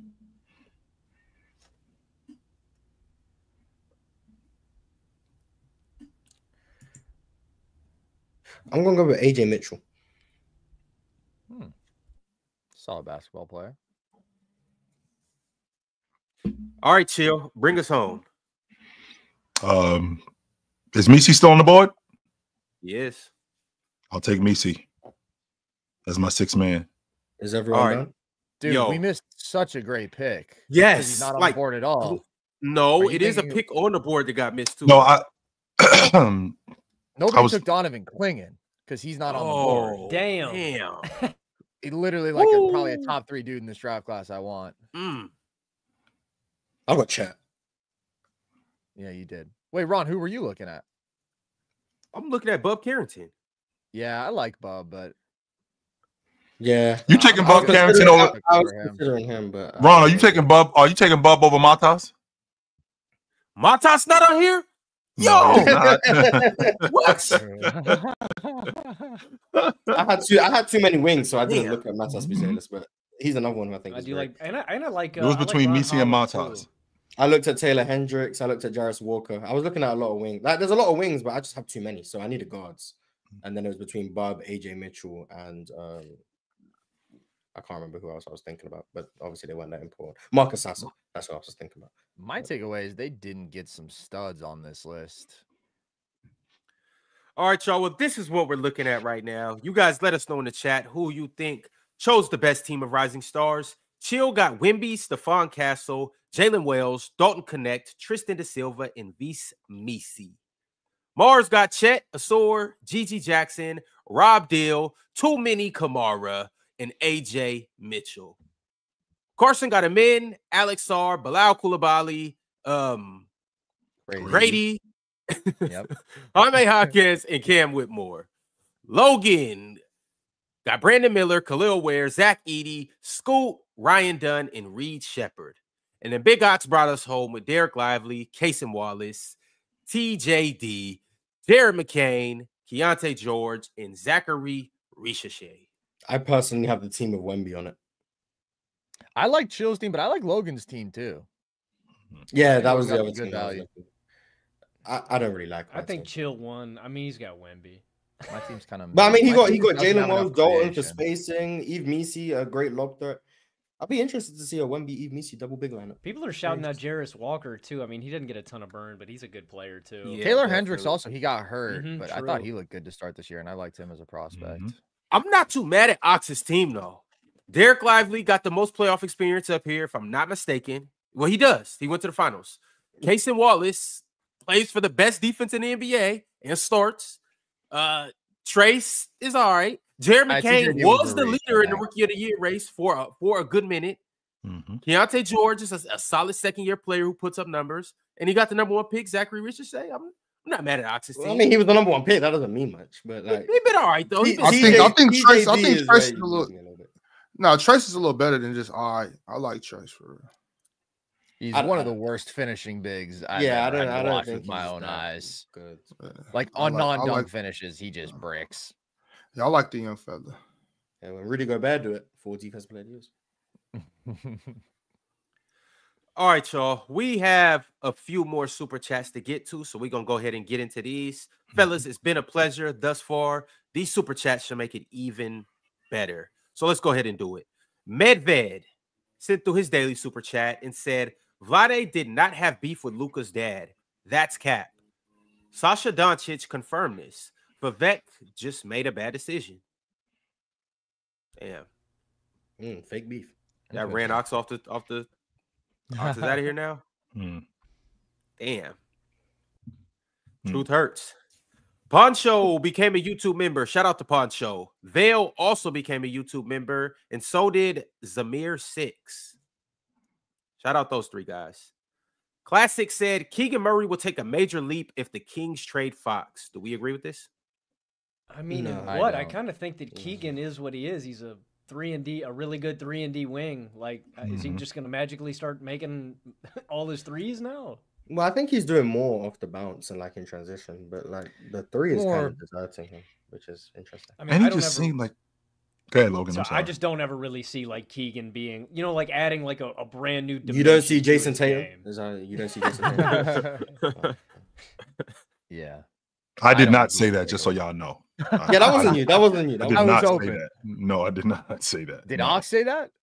Yeah, I mean, he's a Kings fan. He's allowed to believe. Yeah. All right, fair enough, I guess. But that's it's funny you subscribe to that, Morris, from what you said Amin and Jalen Green was. So now it makes Michael sense. Jordan and Magic Johnson with defense. Yeah. I understand you letting Ox slide with that. Yeah, we allowed. It's, being a fan. Oh my gosh, was that a take? Yes. Y'all being real. Hey. Why you sound like you're disappointed in the take? There's nothing wrong with that take. Magic Johnson with defense and athleticism. I'm not. I like that for a man. Jalen Green. You need to keep Michael Jordan's name out of any Jalen Green conversation. I'm gonna keep saying too high on a man. By the age of 21, Jalen Green did more in the NBA than Michael Jordan did. Keep saying it. Because he was in the NBA that was longer. My point. That was it. No other reason. Can't argue. Exactly. I was right. The take wasn't wrong. I was right. Everything after 21, that's up for conversation. But at that point, I was right. It is up for conversation. Exactly. Jay with the super chat said, would you trade Kuminga if you are the Dubs by the deadline to bring in a star next to Steph? I'd trade Kuminga just to get Kuminga off the team. I would.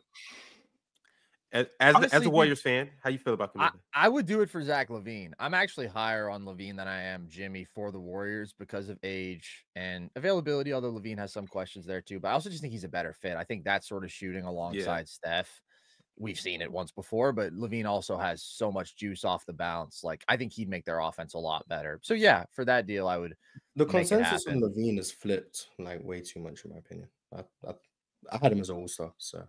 Yeah, I had So him as did an all-star Carson. too. Yeah. I seen that list. And hold up, before we get, He's having an insane season. Let me get through these super chats, and I'm actually gonna bring up you guys' all-star Okay. list because I do have some questions I want to ask you guys about. Sure. Realist123 said, "Chill, let it go. Randle is whack, bench player level." I think he's better than that, but he might not be as good as I think. On a good team, I think there's not much. Oh use. yeah, like the Timberwolves. Like I think they should just start Nas Reed and then bring Julius off. I'm an I thought advocate for Julius Chill Randle. was reasonable about Randle today. I thought he made did fair too. criticism. Yeah, but that's what I've hammered home the point for a year Well, that's fair. about Julius Randle. Chill is sick of me. I was optimistic. I had had it with Mars with the Julius Randle. I'm like, this guy is not this bad. What am I missing? What do we? And then I actually sat down and started watching him, and I was like, you know what? He might be right about this. I've been very vocal about this. Since I've been on here, I've been very vocal about Julius. Maybe Julius Randle isn't as good as I think had a he microphone. is. I've been anti-Julius Randle. Maybe he isn't as good as I think he is.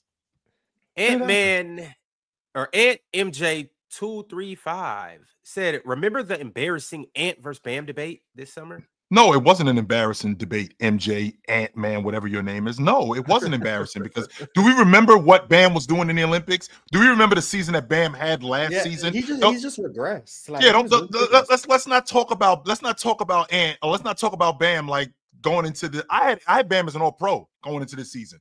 I thought he was going to be that good coming into this season, considering what he did last year, considering what he did on the Olympic team. I had him as an all-pro. And it didn't look good from the beginning. I was like, oh, shit, I might have screwed this up.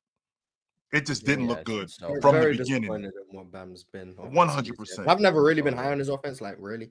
But this has been really, really rough. Disgusting. But I think the conversation was valid at the time we had it. But it's just aged very badly right, because Bam has done what he's done. Realist123 said, "Mars, you clearly haven't seen Dalton enough. Last night, he was excellent with creating space for shots. Off-ball defense, though, terrible." Sure. Yeah, he has good games. I just think generally, like when you're only because he's not going to do anything with the ball in his hands. So when your only value offensively is what you do away from the ball, and I think he plays soft, in my opinion. Off the ball. That's what he does. He plays soft. He doesn't want to set screens. He doesn't want to make contact. He's very contact averse, so he'll catch the ball 5 feet away from where he should just because someone's going to try and knock him off his spot if he tries to command his own space. Those are the things that I have issues with Dalton. But when he gets the ball and he's open, yeah, he's very nice. Mars, you think that would be Mars? You think that would attribute to because I'm not. I'd like to replace the word soft with unsure. Like I just got the job, Mars. I don't really know what I'm doing now. I mean, basketball is basketball at the end of the day. Like whether you're playing in college or playing in the NBA, you come off a pin down, you want to own your space. You want to come off that screen tight so that you get the best possible look. But he's coming off wide because someone's bumping him. That at the end of the day, like I can't call that unsure. Like he knows how to play basketball. He's just not doing it. And maybe it's because of the physicality, but at the end of he's 23. He's not 19. He's 23. He's a grown man. Like he's older than some of these people guarding him. Sure. So I can't give him that. I just think he'd be a lot better if he did the little things better. And the defense is already a nightmare, but that was to be expected. Yeah. Offensively, I do think he has a little better more on ball. I think he has a little more on ball than you're giving him credit for, man. Dalton got a little shake off the balance. He's a 95th percentile pick and roll scorer right now. It's small sample size, but yeah, I was gonna say that sample size must be tiny. It's small, but he can get himself a bucket. Yeah. Maybe I'll keep my eye on a bit more. I'm very open to having my mind changed. MP13 said the Heat are going to be a circus show with their center and power forward taking turns missing shots at the rim repeatedly if they get Julius Randle. I mean, have you seen the Timberwolves with Rudy and Julius Randle? Yeah. It's the same thing. I don't want to see that at all. Carlos Hernandez said, OKC will be good sagging off of Clay if they play in the series again. They'll be fine, LOL. I assume that's sarcasm. Yeah, I'd assume. They're not doing the same thing with Klay Thompson on the court. Haven't liked what I've seen from... Well, Clay's been more about what I expected, if I'm being honest. I'm not gonna say I haven't liked it. He's been what I expected. MTHJ 301 with yet one more trade scenario for us. Fix your eyes on the screen. He said Warriors get Jimmy Vucevic, Ayo, Javon, Khalil, Torrey, Burks, and Jay Phil.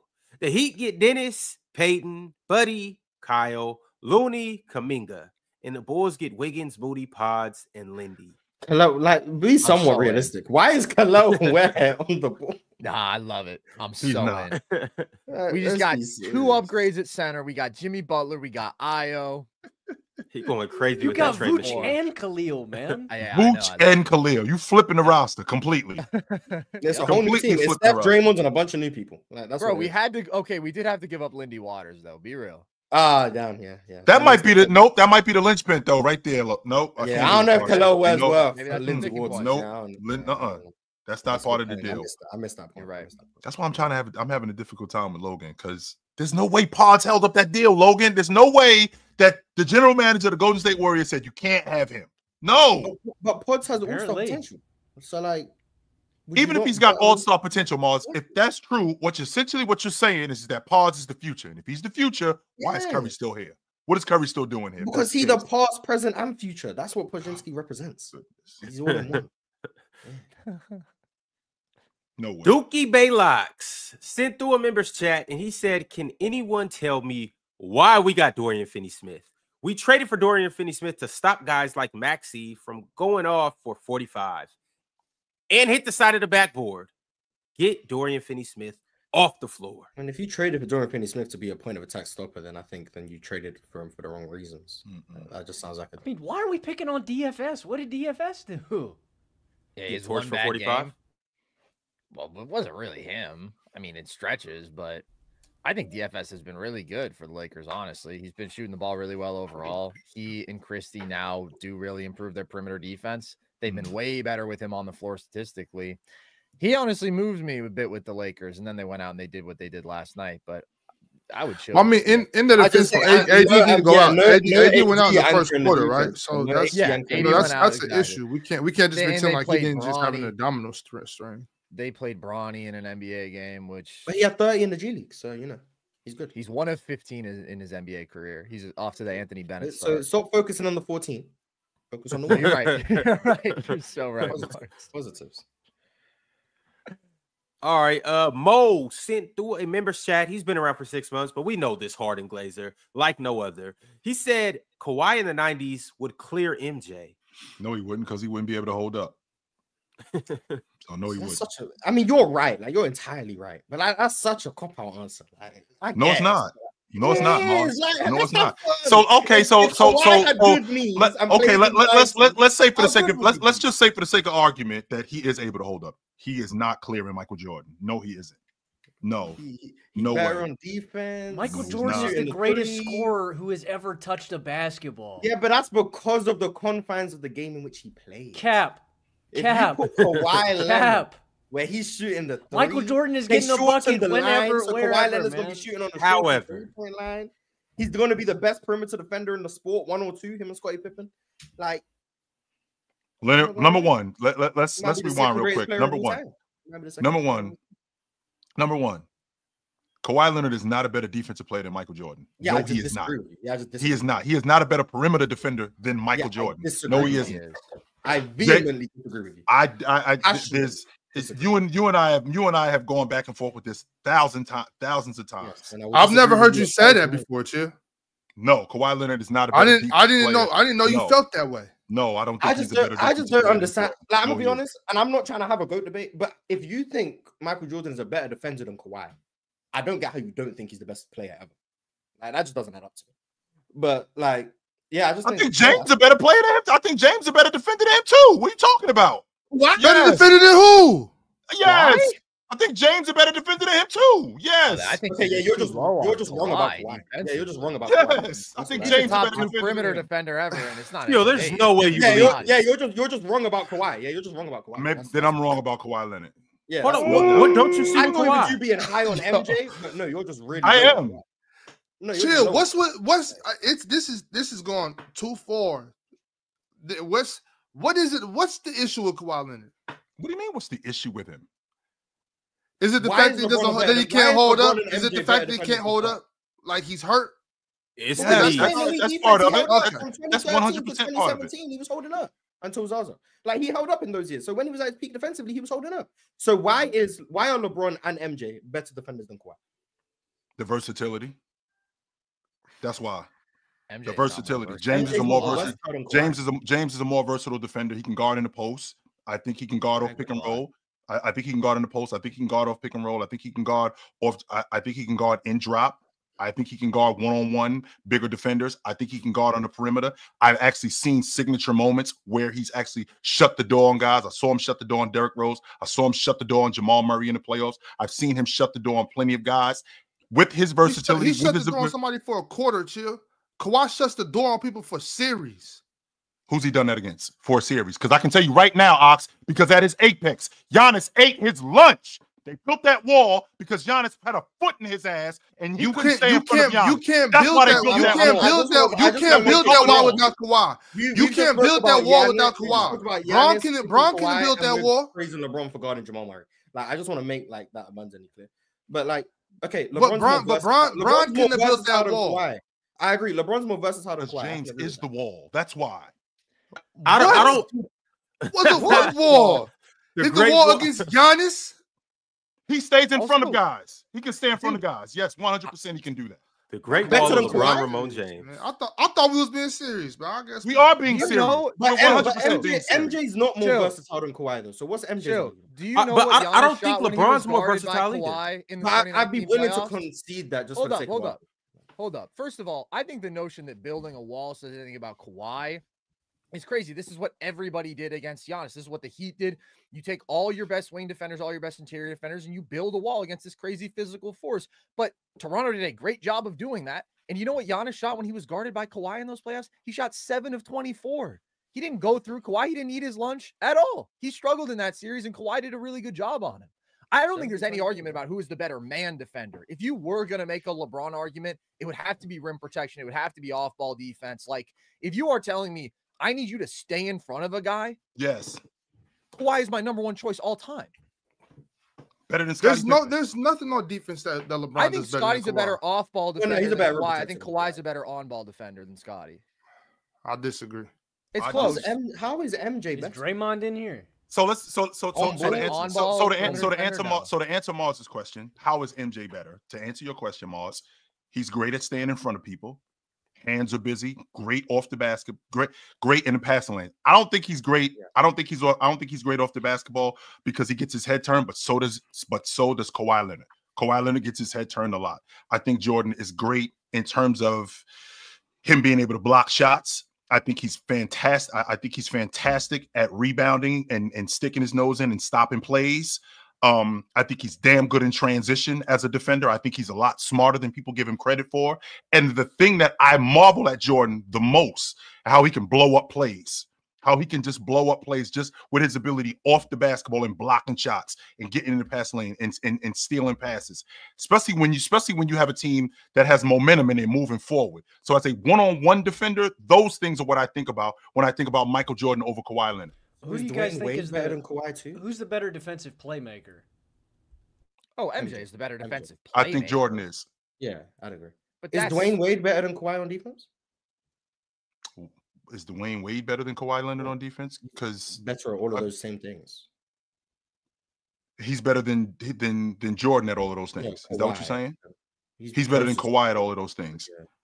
I mean, I don't know why we're adding Dwayne Wade to this conversation. I want to know how far down the list of defenders I can go. I want to know how far down the list of defenders I can go before you say Kawhi's better than that.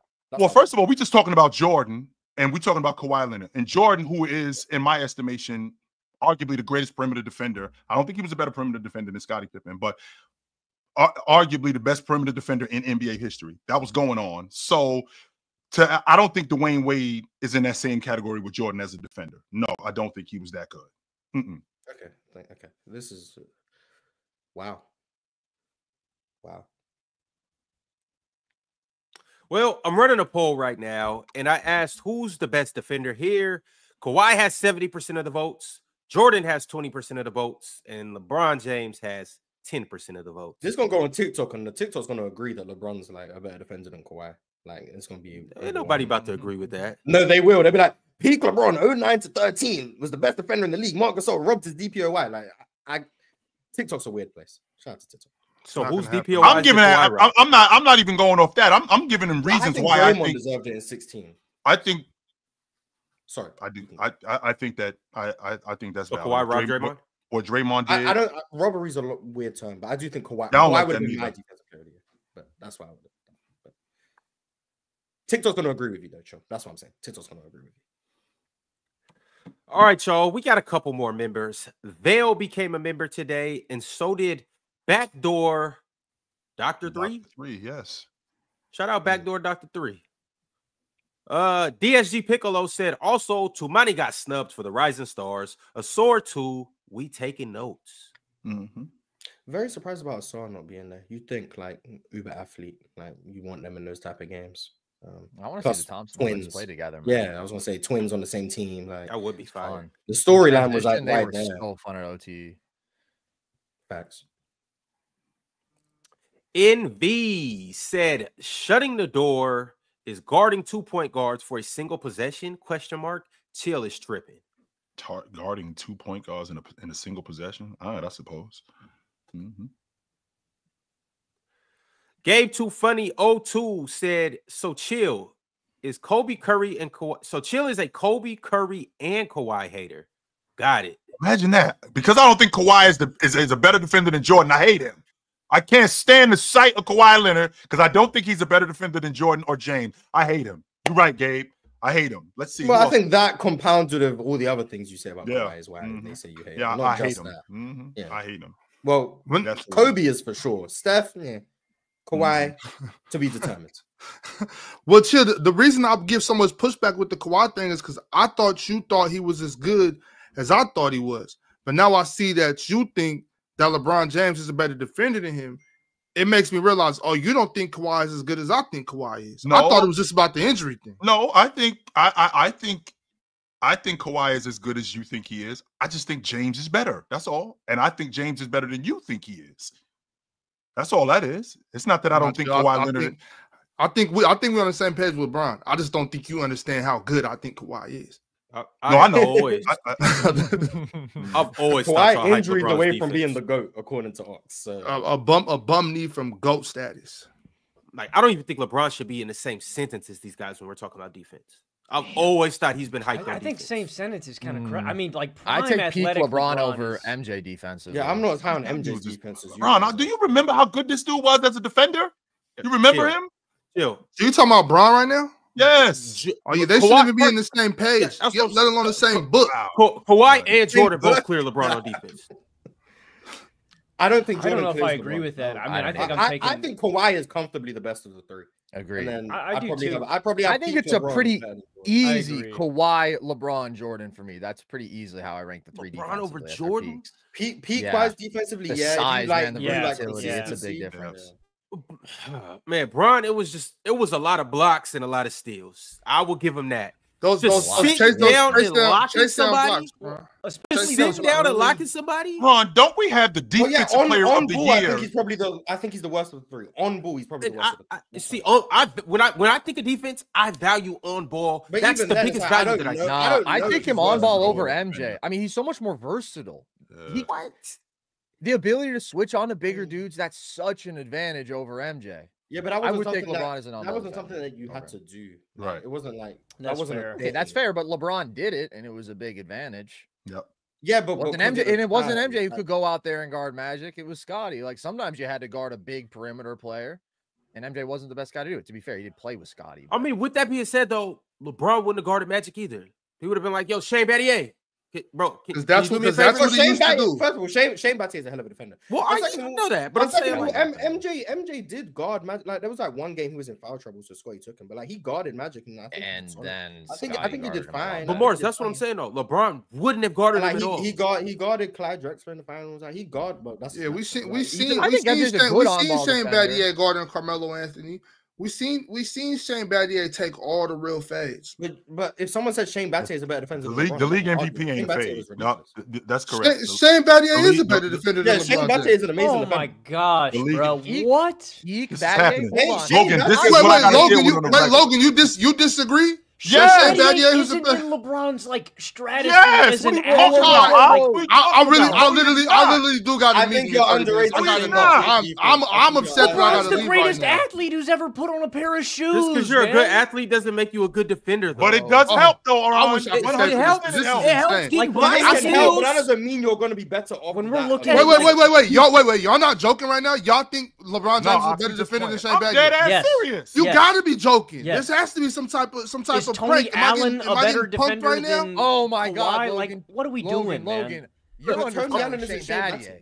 Shane Battier is one of the most underrated defenders ever. Like, I know Kobe stay in front of you, man. I'm sitting. I get it. This isn't an anti. This You talk about shutting the door. Shutting the door. Logan is doing. Logan is not turning into Shane Battier. I heard not in the same stratosphere. But as an athlete, he was on the number 2 defense in Memphis. You guys bring this to me away all with the the time. same roster. They were the worst defense in basketball. This is what the barometer is, right? This is what the bar is. So is Shane Battier a better defender than Bruce Bowen? Yes, I think so. Yeah. They're in the same class. I got Bruce. I prefer Battier because he's bigger. Because he's bigger than just on the ball, just staying in front of a guy. Oh, on the ball. Oh, well, now we're taking away like 94% of defense. Yeah, I don't want to take away any of that, Mars. No, I don't. What you mean 94% of defense? Right. Hyperbolic, Ron. Hyperbolic. All right. My bad. We're taking away a lot of defense to just say. I wish we could have got into this conversation an hour ago. That would have been nice. Hey, nerd sesh, nerds. You guys are welcome back up here, and we can start the show with this. I'd love to. Well, just I need to defend Shane Battier because I heard slander from one of the most. No, we're not doing that. Of all time. Carson, we are not doing that with Shane Battier. There's no Shane Battier slander. Hell no, and that's not where Logan is going. I saw it from my Logan is not saying that's what hurts. As an athlete, LeBron's the greatest athlete ever. All right, we'll get out you guys' way. We're talking defense, though. It's just a 1v1. 1v1. I don't know if you heard me. Shane Battier was the best defender on the number 2 defense in basketball in Memphis. They took him off the roster without significant other roster changes. They were the worst defense in basketball. Okay. Then he went to Houston, and all of a sudden they became a top 5 defense. He got an incredible blend of on-ball and off-ball. How do you value. strike the balance between a defensive specialist and a guy that actually has stuff on his plate offensively, too? I'm just looking, how good are you defensively? We're debating that side of the ball. I think LeBron's athleticism better than LeBron. I think LeBron's athleticism outweighs what else Battier brings. Like when we're talking about rebounding as well, switchability, like strength. Battier was super switchable though. No, and for super sure. Strong. For sure. I'm just saying I think the difference in athleticism is what puts LeBron over the top for me. I would argue as big a factor as anything is just the fact that Battier was allowed to be a defensive specialist, that he could leave so much on that side of the floor. He played his ass off. He was such a smart defensive player. LeBron, very smart too. But I think if you're talking about consistency night after night, Battier, man. But that's his job. The motor. That's his job. But we're talking about we're going to hold it against him that he did his bro. Well, I'm sorry that LeBron has to go and put up 30 and 8 on the other side of the ball. And that affects his defense, and that's part of the conversation. Yeah, we're not debating Battier versus LeBron. We're debating their defense. Fully locked in. How much you can leave out there on that Give side me of the LeBron. floor. Y'all are jokes. Y'all are not taking Battier over LeBron. This is nuts to me too. Like, all right, so we will pick this back up sometime soon. Time great just can't be better than an I think I'll say locked in. I think that they are right there with each other. I think they're very, very close because I think LeBron is a great defender. And Battier is one of the great. Like I don't want to take anything away from Battier. Locked in, LeBron's still guarding the 3 option. He's still guarding the dude in the corner. Look, locked in. 2020 Lakers, or we could even say 2012 Heat. No, just listen. Locked in? No. All right, locked in 2012 Heat or 13, whatever year you want to go with. He's still guarding Lou Dort. If they play the Thunder, he's guarding Lou Dort.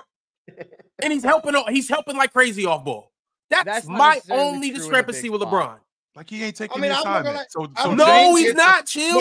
I genuinely think if 2013 LeBron played against OKC, I'm pretty sure he'd guard Chet.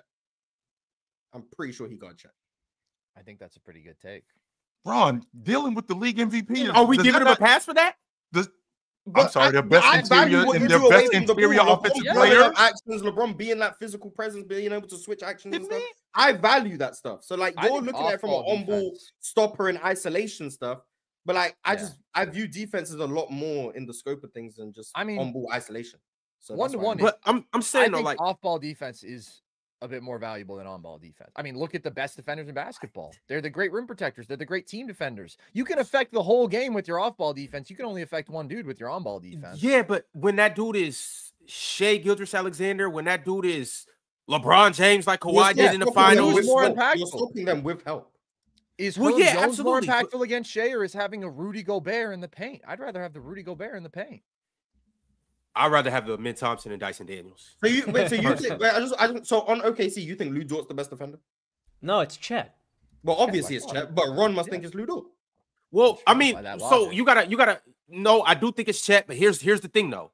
Okay. That's different. Like they play two different positions. Like I can't. Okay. I'm not expecting Chet. So off-ball defense becomes valuable when it's a big.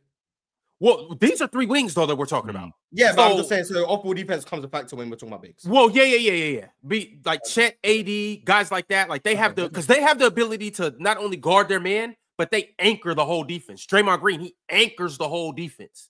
So it's like the defense like is built around them. Okay, yeah. They together shut down a team just like by themselves. Yeah, I think the bigs are definitely the clearest example because of what you say. Like it's the whole job, but I do think there are some big forwards who can be totally destructive team defenders. I think Shane Battier was one of them. Shane Battier, I agree. I also think LeBron was one of them. Yeah, and I think, and if you're talking about like smaller players, shout out to my guy Jason Kidd. I think he was one of them. Best defensive guard ever. I like you. We see eye to eye on a lot. I like you too, Mark. All right, yeah, the bromance is over with. I'm sorry you had to go through this, Logan. I should have, as a host, I should have foreseen that this was going to happen, and I would have been able to get in between this. But either way it goes, we got some more super chats, so let's go ahead and read them, and then we'll get up out of here, fellas. Carlos Hernandez said, "Chill. Luka struggles with Kawhi all the time. He's definitely the better defender." Didn't Luka, if I'm not mistaken, in the playoffs, light fire to Kawhi ass? No, he lit fire on mismatch hunts on Reggie Jackson and Patrick. Okay, I just want to make sure. But Kawhi was on the team, so I guess Big Zoo. But yeah, it was switches. It was mismatch hunting. Trevor said, "Hell no. We are not giving both Vassell and Castle." That's probably true. I think they're probably not giving them both up. It's probably going to be one. Mitsu said, "Dub show, Dub nerd sesh." Love nerds. Love nerds. Thank you. Fint Jones said, "Logan, you got to turn your mic up." That was in the beginning of the show. Yeah, a 3-hour-old super chat. Nice. Hit him up. Said, "So chill. Draymond or Braun?" Why are we talking about Draymond and Braun? Why are we talking about those two guys? I think he just wants a measuring stick to know where. No, give me a break. So, no, you got Draymond. You got Draymond. No. Do I have Draymond Green? Yeah, you got Draymond. Yeah, that's who you're taking. You're saying it's not a question. There's no way. Please chill. There's just no way. Are you talking about LeBron defensively? No. Not over Draymond. Yeah, I'm taking Dray. Yeah, not clear. Yeah. Esco said, "Did you guys hear about Jalen Johnson injury?" Yeah. We heard about it. Screwed up. And we talked about it. Average Joe said, "I know I didn't hear. I'd rather have Rudy." I mean, when you have a dangerous driver like Shai, having maybe the best rim protector in the sport is valuable, and it makes staying in front easier because like now you can alleviate all the pressure off of the other defenders. Yeah, I heard Matt Barnes say that about Dwight Howard. Like, dude, Rudy's defense is always going to be underrated. Every problem with Rudy is the fact that he is a bad offensive player, and he's a terrible offensive player to watch, and that makes everybody hate him, which I get because he sucks to watch. I'm sick of it. No, Carson, I don't get it. I'm sick of it.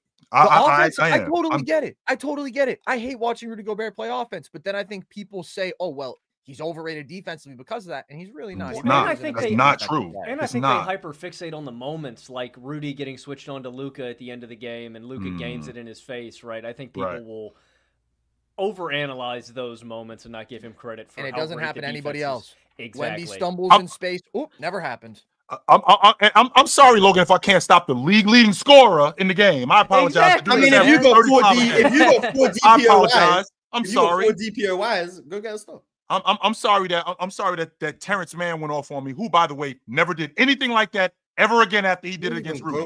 He didn't do that against anybody else. And it's only because every point of attack defender is getting gashed, and Rudy has to help every single possession. And it's like, well, then one could argue that you. on-ball defense is more valuable because if they were able to stay in front, Rudy. But if you don't have that rim protector, then I'm with you, Roncy. Yeah.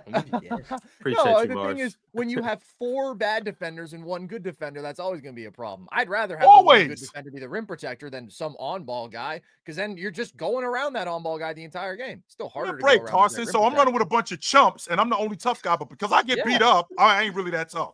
Amen. I'm with you. LeBron won the poll against Shane Battier, by the way. Nasty. Was close? 60 to 30. 60 to nasty. I'm sorry, Ron. Superchats. Rock Out Dude said Ox is a Memphis hater for some odd ass reason. Shaking my head. I think they're gonna be very disappointed in the postseason. I think it's their best chance. This is their best half court offense that they've had. I got him. Yeah, I'm very concerned. MTHJ 301 said left wear on accident. LOL. And so he didn't want to have. He didn't put out wear in the trade. Okay. He left him there by accident. And Quentin posted the ball. So I guess baby Vucevic. DSG Piccolo said, y'all see Rudy almost get taken out by a piece of Jumbotron? Damn. Also, the Spurs on the Hawks pick could get interesting come draft time. It was one of them plastic horns that was on the Jumbotron, and it fell off. It wasn't really that dangerous, but it was all right. He didn't get hit. Top article, NBA star Rudy Gobert narrowly avoids death. Yeah. Yo. Yeah. After a piece of Jumbotron falls. Y'all, I'm running my last poll of the day. What's more valuable, on-ball defense or off-ball defense? Also, remember, we will be on playback tonight. Nuggets versus Knicks. Y'all be sure to pull up. And tomorrow, we got special guests today. We also have a special guest tomorrow. He went to Gonzaga University, and I can't tell you the details of the name, but you guys will see he went to Gonzaga University, and he will be up here tomorrow. Boyd Century said Miami gets Fox and Herter. Sacramento gets Bill, 4 first-round picks, and Phoenix gets Butler and Jay Rich. I actually don't really hate that. Yeah, I actually, this is the trade I like the most, I think. Yeah. Well, Bill has to agree. That's the problem. True. That's why I hate it. That's so funny. Rod said Nerd Sesh over Penn and Jordan by far. Love nerds. So nerds. Love nerds. Yeah. Smooth Tube said Adam Silver guest appearance. Nice.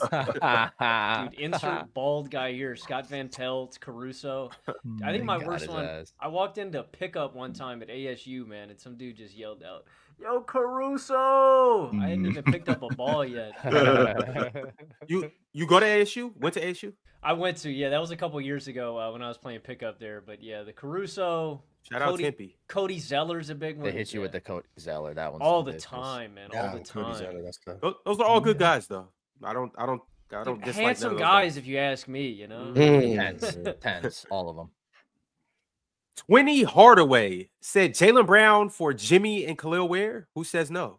The Celtics, Timmy. 20. You be calling me washed, and you got this goofy ass logic that you come up with. Man, shut the hell up. I still think Jimmy Butler's better than Jaylen Brown, though. I mean, if I'm the Celtics and we get Jimmy and Khalil, not like age. Okay, age is the thing. But I do think he's a better player, though. Fuck out of here. I mean, Jalen's having a bad year. Very bad year. At the Buzzer Sports, y'all know who this is. My man John D and Mars's partner in crime, new partner in crime. Shout out to Mars's old partners in crime too. But at the Buzzer Sports said Hoop Talk Pod today. Lock in. What time, Mars?